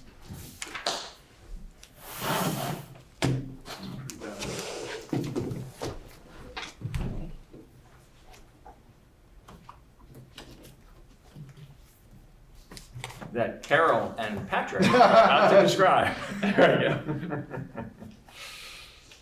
we go. Carol's still on vacation, I see. Yeah, right.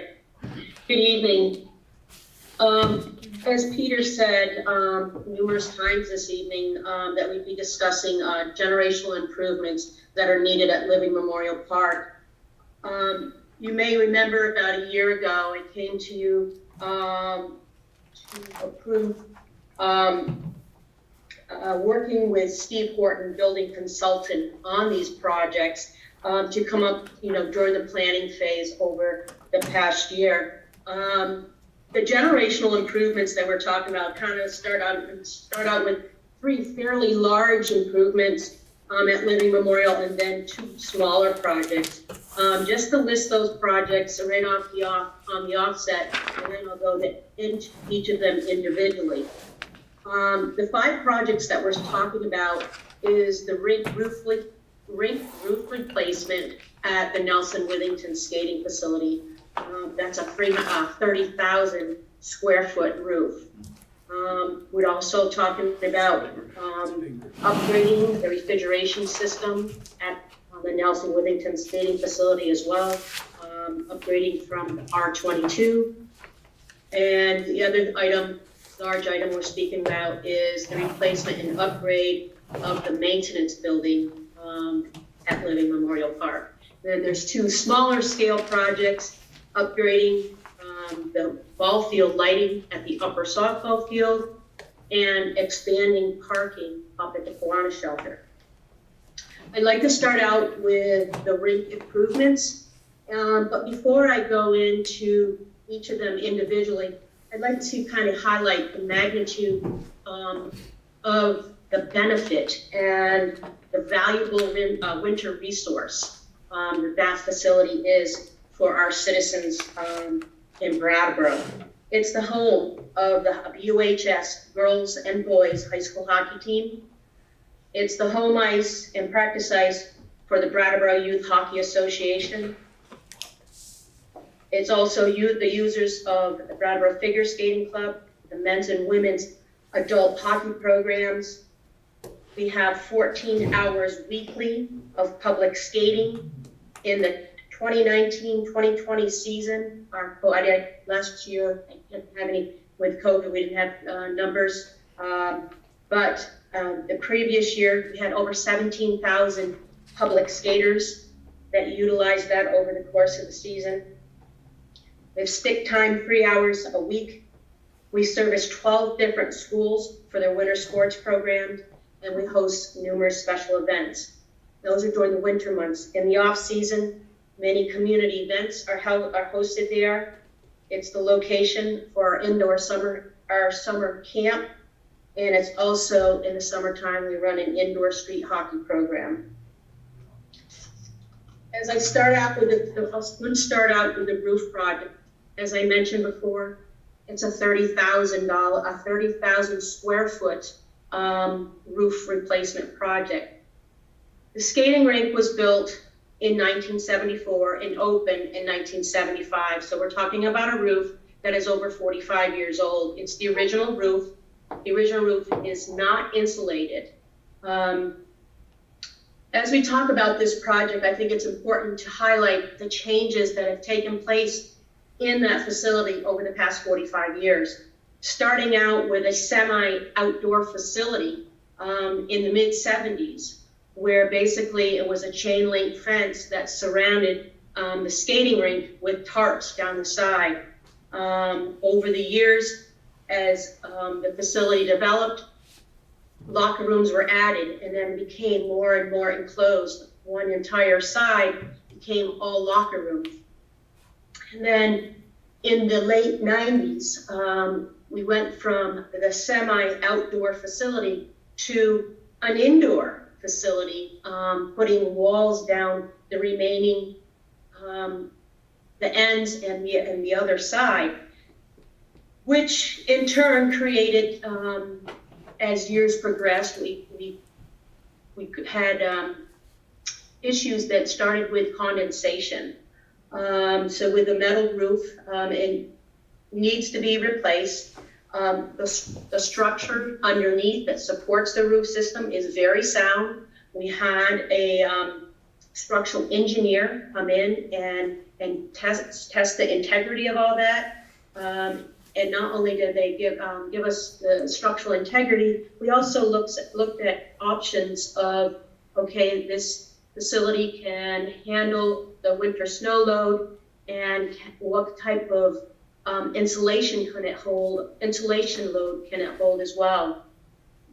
We are not nailed down to exactly what we're going to do at this time, but we've looked at everything from replace the existing with no insulation to 5 inches of insulation to 10 inches of insulation.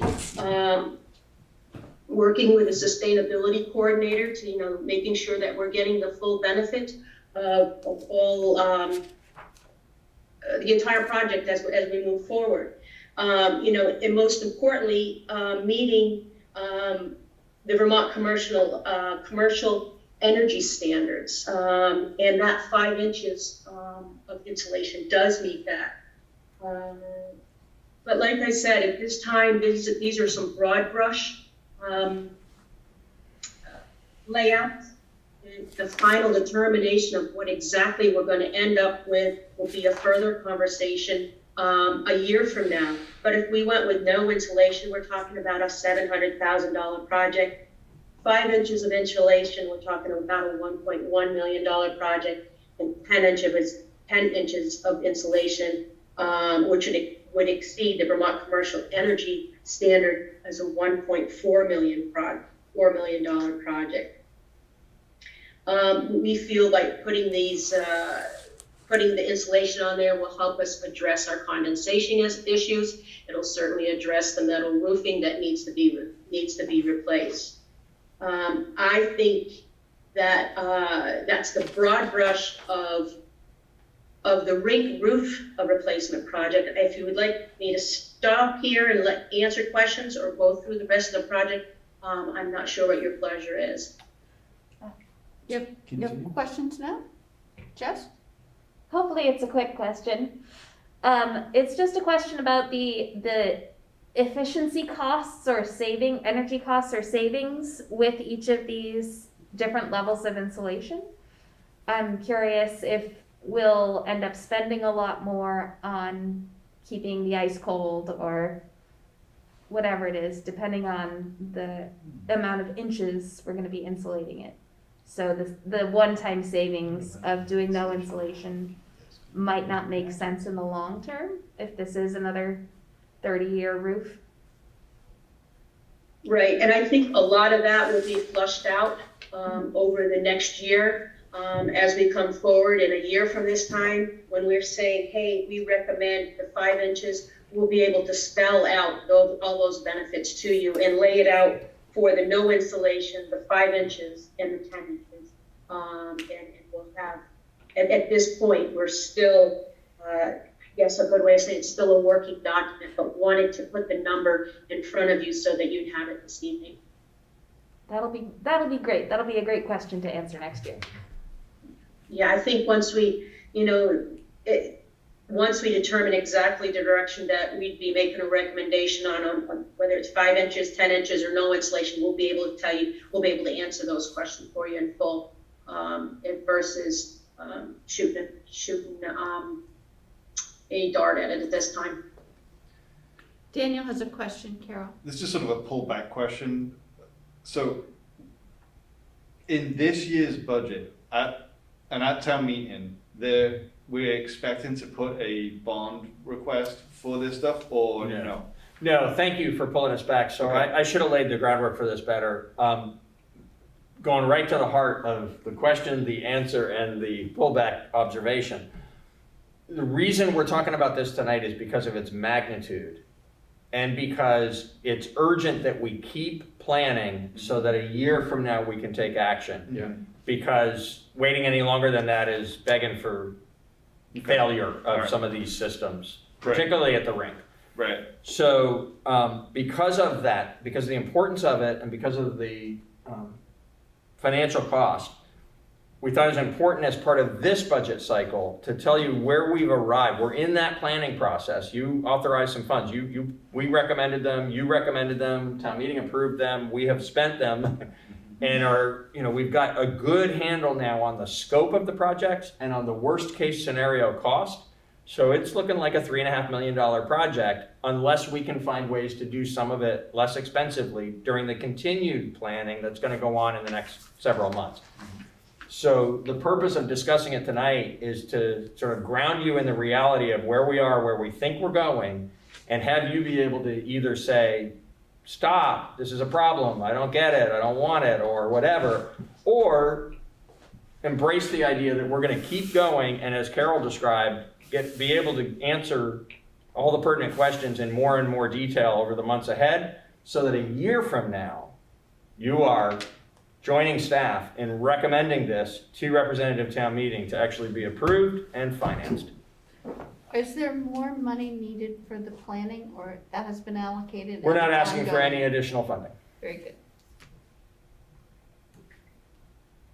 Okay, staying at the skating rink, but moving on to another component. As I probably should have started out, like Peter said, these items that we're talking about this evening are for FY24, so a year from this budget planning. So R22, the refrigerant that's used at the skating rink, is the original technology put in 1975. Certainly along the way, there's components within the system that have been replaced, but the technology has remained the same. Certainly in need, there's many improvements along the way that we can better serve the community, better serve the facility in general. We did have an analysis done by a company called IB Story, and they're specialists in the rink industry. What they did is they took an analysis of our entire system, and then they gave us a broad range of options. And I think one of the most important things to point out here, the R22 refrigerant that we're using now is no longer being manufactured. It's still available, but it's no longer being manufactured. And what that means is, much like we discussed in a previous meeting, where we had to replace refrigerant, it's becoming a very high ticket price. Not only is it becoming a very high ticket price, it's also very highly toxic to the environment. We need to shift and move away from the R22 to a more natural refrigerant, an ammonia or CO2 type system, which was spelled out in the analysis that IB Story gave us. But again, like I said, he gave us 7 different options, even as Patrick and I have been speaking, and he called it a light version of the R22. And that's not, I couldn't sit here and say to you, we should go in that direction, because that's just a little tiny bit better than what we're doing now. I think we want to do more than a tiny bit better. We need to move in the direction of the natural, we need to transition away and go to the natural refrigerant. And that's in the direction that we need to be thinking about over this next year, exactly what that system will look like. Like I said, as we go through these the final planning process for the R22 transition, we'll be looking at the pros and cons and the efficiencies of all recommendations that were put forward to us, and we'll come to you a year from now with a package and say, we're recommending this XYZ system to move forward. Any questions on R22? I just will comment that that's exactly the type of thing that Jess was talking about earlier, to be flexible, to move to a more environmentally friendly option. So I appreciate that. Okay, moving on to the maintenance building. Everybody's familiar where their maintenance building is at Living Memorial. As you come into Living Memorial, you got your pool on the right across. The roadway from the pool are 2 buildings. One is a wooden structure, one is a block building.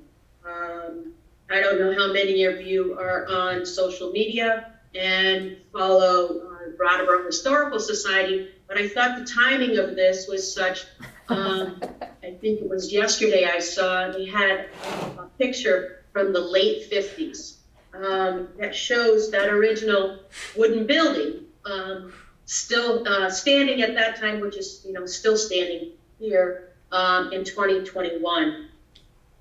We have the original wooden building from the Clark Farm when the property was purchased in the mid-50s. And then in 1972, a cinder block building was put up. Together, those 2 buildings do not meet our needs. Over the years, trucks have gotten bigger, plows have gotten bigger, equipment's gotten bigger, and we're busting out of the seams. There's no busting out of the seams are split. And we are constantly moving equipment as the seasons change. The pool is closed, we're moving stuff. We're moving equipment into the pool house. The rink is closed, we'll move stuff out of the maintenance garage into the skating rink. And we're spending a lot of man hours just moving equipment around, which is not effective at all. And we really need to have a facility that is big enough to not only house the trucks, but also house all the other equipment that we need to do the job to service all of our parks. During the planning process, we have been looking at several options. We looked at a metal structure. We've looked at a wooden structure. We've looked at a wooden structure with all the full amenities in it. And, you know, looking and putting forward a responsible budget. We're looking at two different components here. We've got the aesthetics in the park and also usability of the facility. So with that being said, what we would be recommending is a wooden structure and without all the amenities. We will add, as in due time, as staff time allows, we will build the internal walls. But at this time, I'm just recommending a basic wooden structure that will be aesthetically pleasing and will be the centerpiece at the lower part of the park. Not only is that facility used as a maintenance building, but it also houses all the electric that comes in, especially the lower part of the park. So all the electric that runs the T-bar, all the electric that runs the lower softball field lights, all the electric for the for the maintenance building, sorry. That is a big ticket item in this whole project breakdown is moving. It'll still stay within the area, but there's a financial impact of having to reestablish all that electric. Once this is done, we will be able to put our 3 vehicles inside. We'll be able to put in all of our mowers and trimmers and other lawn care equipment and tractors that we use to maintain the parks. In a nutshell, I think that is where we are at this time. Again, over the next year, we will be fine-tuning this project and coming to you a year from now and saying, yeah, this is exactly what we're looking for. This is the project that we're recommending. I feel like at this time we do have a pretty solid number of the 660,000 wooden structure, just basically the 4 walls and roof. Any questions on the maintenance building at this time? Seeing none. Thank you, Carol. Okay, so moving on to a couple of little smaller projects, but still good or large ticket items, is with all the increase in the new programs and facilities that we have at Living Memorial Park. Again, we're busting out of the seams. We're busting out of the seams up at the Kiwanis shelter. There's just not enough parking with the addition of the disc golf course, with the addition of the dog park, with the addition of Perseverance Skate Park. The overflow of those facilities end up at the Kiwanis shelter. And then some of the challenges that we're facing is we have the overflow that's taking place up there. Then we're renting out the facility. And then everybody's like, where can I park? Where in the past, people used to park where the Perseverance Skate Park is.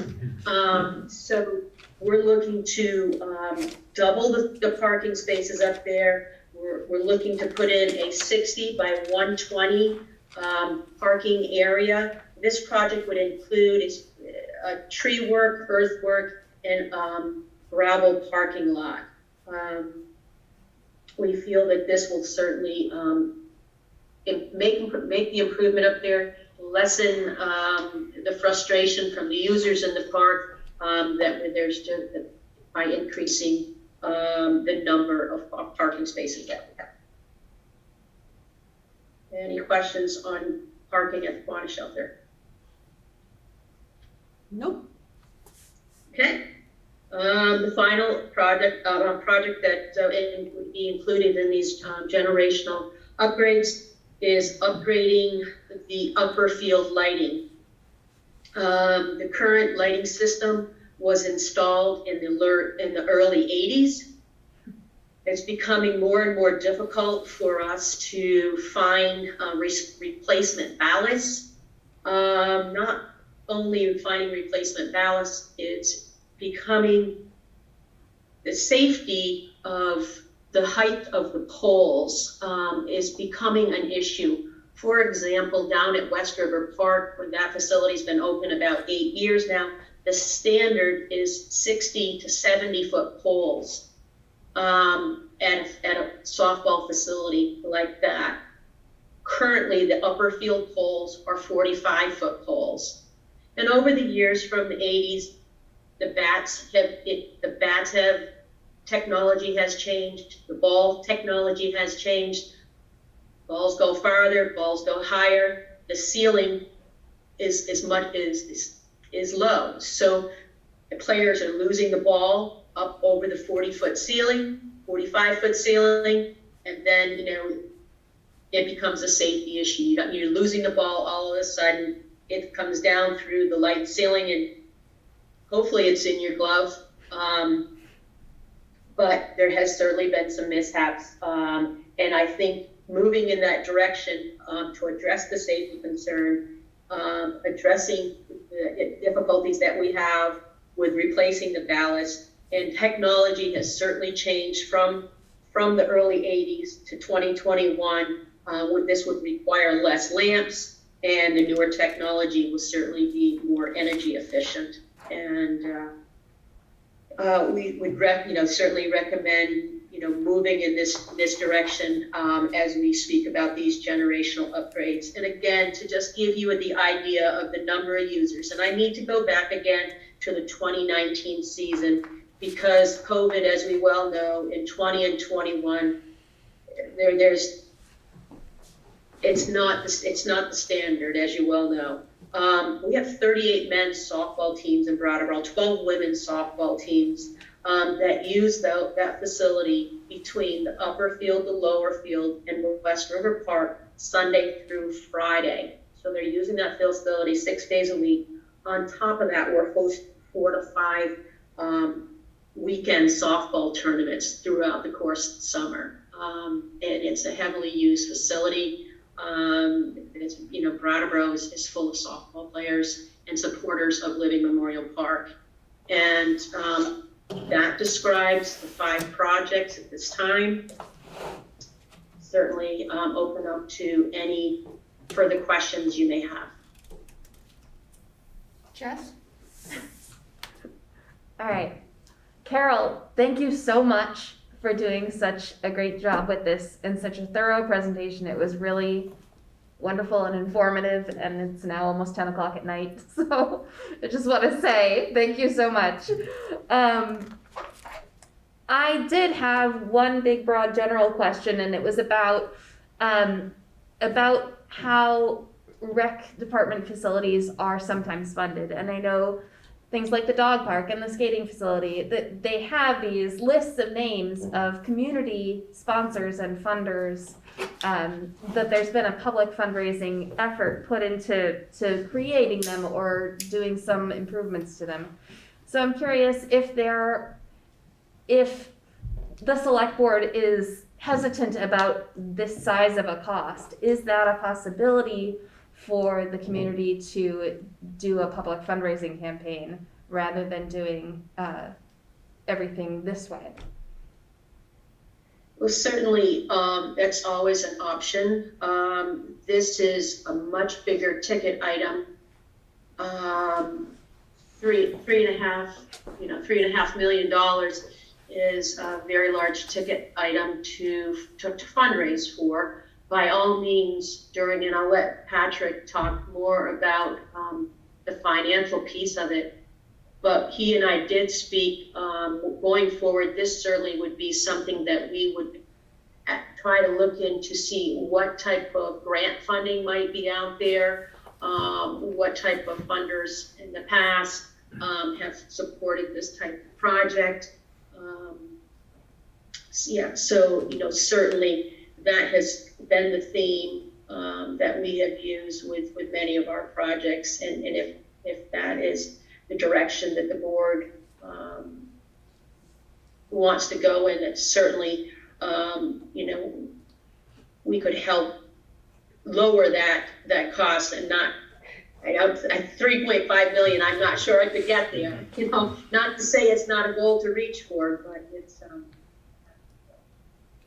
I have a comment about that. Children grew up waiting for Perseverance Skate Park, and that's why it's named Perseverance Skate Park. And the decision was made that it would be primarily publicly funded, the skate park, but there, private contributions. And there was some municipal funding, but that made it take a very long time. And, I don't think that the facilities that Carol laid out have that kind of time. Because, it's, as she said, a generational change. So if the underlying question with the skate park was, why wasn't the skate park entirely municipal funded? I mean, a lot of people ask that question. And, that decision was made. But in this case, for these very well-used facilities, I just don't think that's an option. That's just my opinion. Gentlemen? Madam Chair, your choice. I have like an add-on to what you're saying. Okay. If you also have an add-on, you should add on first. No, please. But let's keep it neat. There's nothing more like a crowd-funded thing than a municipal bond or things being paid for by taxes. Every person in Brattleboro who pays taxes is contributing to this project. We can put all of their names on a big plaque. We don't need to that's private fundraising, right? If we're getting some kind donors and whatnot. But this can be publicly funded stuff for the public. And we'll put the name Brattleboro on it. Yeah. And then we'll know that everybody in Brattleboro. Brought to you by the people of Brattleboro with support from Jessica Gelter and 4 other people. I think, first off, Carol, thank you very much as well. Really appreciate the presentation. And keeping it on a broad level, because that's what this is right now. Broad, we're learning about this for FY24. With a thing like a generational improvement, seems like it's just kind of a responsibility of the town. So I think there are a lot of things to say about how utilized these facilities are, specifically how they're utilized by the youth, which is something that we really want to be encouraging in Vermont for more young people to be here, to have families here, to have kids here. But just on a much more basic line, I think when we have facilities that provide essential, important services to our residents, when those facilities age out, because that's what facilities do, it's the town's responsibility just to step in and honestly bite the bullet and pay the money to do it, to get it to a safe new place where it can continue to provide the services it's been providing for the decades it's been. So I think it's a fair point that we should be continuing to look at other funding that maybe could help to mitigate the entire cost being on the town. But the idea that it's going to be the town kind of carrying the heft of it, to me, seems right. Now, Jess, your comment was a what if comment. Like, what if the select board doesn't support this? Is that your opinion that, should or shouldn't? To make it very, very clear, I am fully in support of supporting this project. Okay. I just know that from those beautiful plaques on the walls, there have been other resources that can be applied, and it's possible that someone or some few entities with resources might value these projects significantly enough to make a substantial contribution to them, because they are incredibly important. They're accessible, they're wonderful, they're such great ways to build community and to build connections with the people that we live here with and engage with all the time. So yeah, I was curious about, if that is a possibility, can Well, I we bet you- pursue it? I bet you if we asked Carol, she'd have a laundry list of things that she would like public entity, the public broadly and various nonprofit agencies and charities to support recreational funding. But I think these basic, roof and wall services would be the responsibility of the town.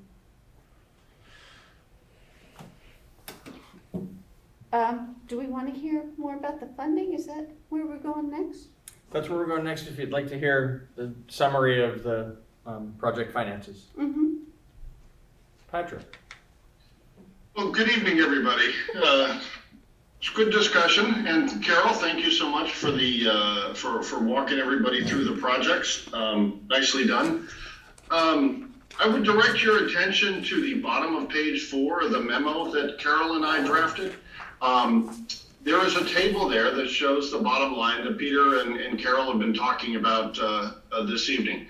That is that there is a range of capital projects proposed in next fiscal year with a bottom line cost of about $3.4 million. Now, I hope it's been made clear that with each of these projects, the individual scope is continuing to be refined. And so what's being presented here is, in effect, the worst case scenario or the most expensive possible project. Okay. Excuse me?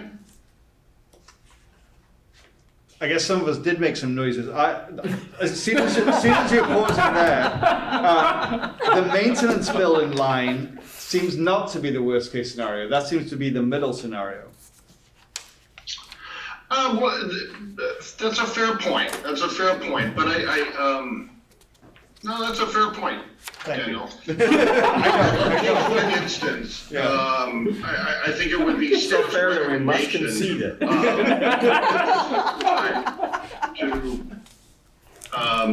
To go with that middle option. So I think in that specific instance, the specific recommendation coming from staff is starting to get into sharper focus than perhaps some of the other particular projects. It's going to be our work over the coming year to sharpen the focus with each of these projects and to be able to come back to the board throughout the year as needed, or certainly by this time next year, with a more specific recommendation for each of the other projects. So rather than saying, hey, we know we need to replace the refrigerant, come back to you with a very specific recommendation. This is how we're going to replace the refrigerant, and this is the specific project cost for that replacement project. So as we move through the year, we hope to refine the scope of work of each of these. And I think it's our expectation that we should be able to cut some of these numbers down fairly significantly, but not in every case. So there's certainly more work to be done. In terms of the borrowing, what I'm trying to point out here on the table on page 5 is that some of these projects are going to be in service to the community for decades. And if the board was inclined, you could choose to break them out by their approximate useful life. So for example, some of the project elements are going to have an anticipated useful life of about 20 years. Other project elements, for example, like the rink roof, will be in service for 40 or 50 years. And so what's shown on page 5 are just a couple of different options. The first, or rather the column on the left, shows borrowing the entire amount for 20 years at 3%. The annual payment being $228,000. And I point out at the bottom, the total interest paid on this note would be about $1.1 million. In the scenario on the right, certain projects are, the term for the note on certain projects is 20 years, and the term for the note on other projects is 40 years. What this does is lower the annual payment for our borrowing, but it does come at a cost, that being that we pay significantly more interest for the overall borrowing over the life of the term. As you can see, in the first 20 years, the annual payment would be roughly $178,000, but then it would drop down in the final 20 years to only $88,000. So there are some financing options, and we'll continue to bring back as many of those in as many different ways as possible. I also think if we were doing this year, we would very likely be able to beat that 3% by a good margin. We'll find out more about next year as next year arrives. And one thing I know that Carol is certainly committed to doing is using her considerable fundraising skills to try and further reduce any of the costs of these projects. That is something I know she is experienced at and will continue to do. So if there are any questions about the final financing discussion, I'd be happy to take them. Amplify one point.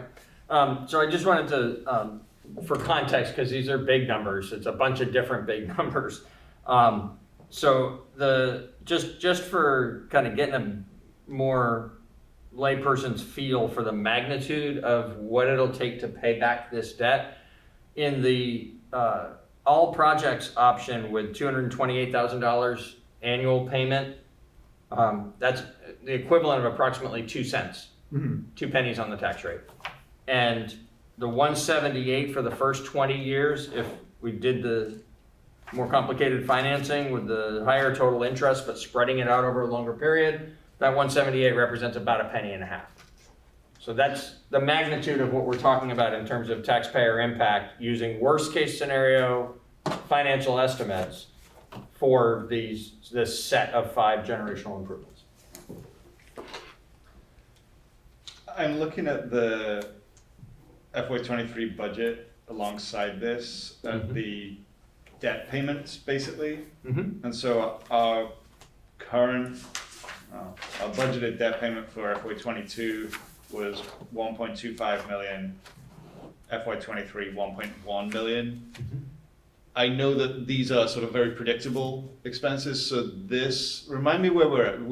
There was a new bond in last year's Water treatment. for the water treatment plant. So Well, that's but that's a different budget. Fund. Oh, that's Right. okay. Yep. Okay. The most recent borrowing, which will be steady and lasting for a long time, meaning it'll go, the principal amount is going to go down a little bit each year, and our interest, actually the other way around. The principal is going to remain steady for the life of it. Because of that, as the amount of outstanding principal goes down, the amount of interest that we pay each year goes down. That small but steady decline will continue for a long time on the police fire facilities. We're only 5 years into, I don't remember the length of that, but I believe it was 25 years. Maybe Patrick remembers for sure. But in any event, so that's everything else that was sort of the old stuff. Most everything has dropped off, particularly, anything of any significant magnitude has dropped off. The most recent one was the one that dropped off in this year. We made the final payment. We're making the final payment in this current fiscal year, which is what causes the decrease from 22 to 23 of $126,000 of that decrease. $126,000 of it is the amount that we had been paying annually on the Honeywell controls system within the municipal center. So, that gives you a feel for the magnitude of what changes in these when one of those debts is finished and fully paid.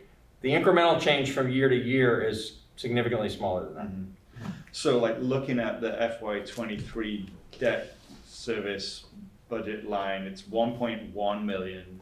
So like the FY24 is likely to be sort of closer to 1.4 million? It'll actually, the debt will show up a year after it's issued. Okay. So it's FY '25 when that hit would occur. And yeah, what you're talking about is taking something that by that time is going to be down around $1 million and knocking it back up to closer to 1.3. Right.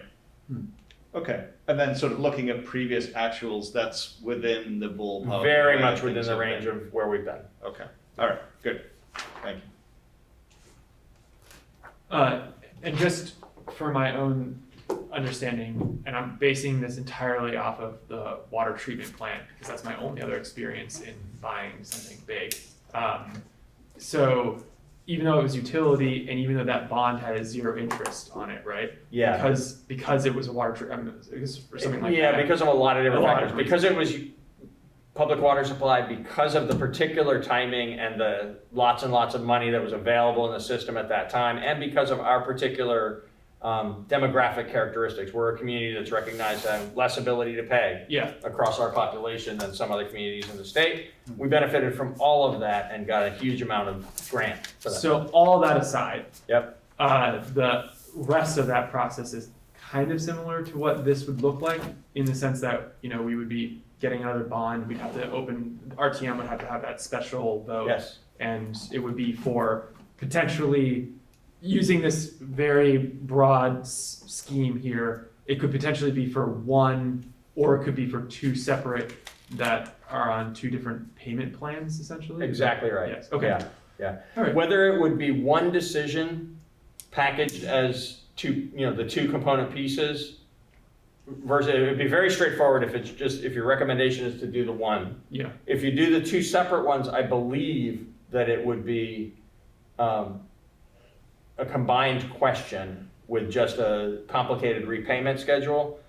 But that would be something that staff and Bob Fisher would need to address with you at the time to make sure it's properly structured so it's all legally defensible when you get the approval. Yeah.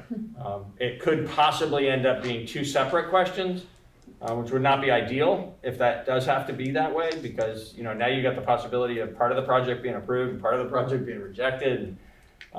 But, you know, those are the kinds of details you'll address as you go further with the planning process and refine how you're going to bring this forward to the community.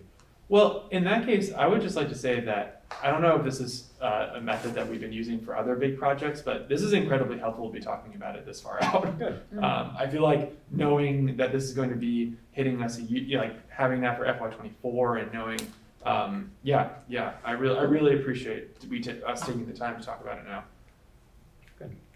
And you know, when we approved the planning, that was also, well, you know, it was a year ago. Yeah, I guess I'm kind of pulling my brain all the way back to that, though. Yes.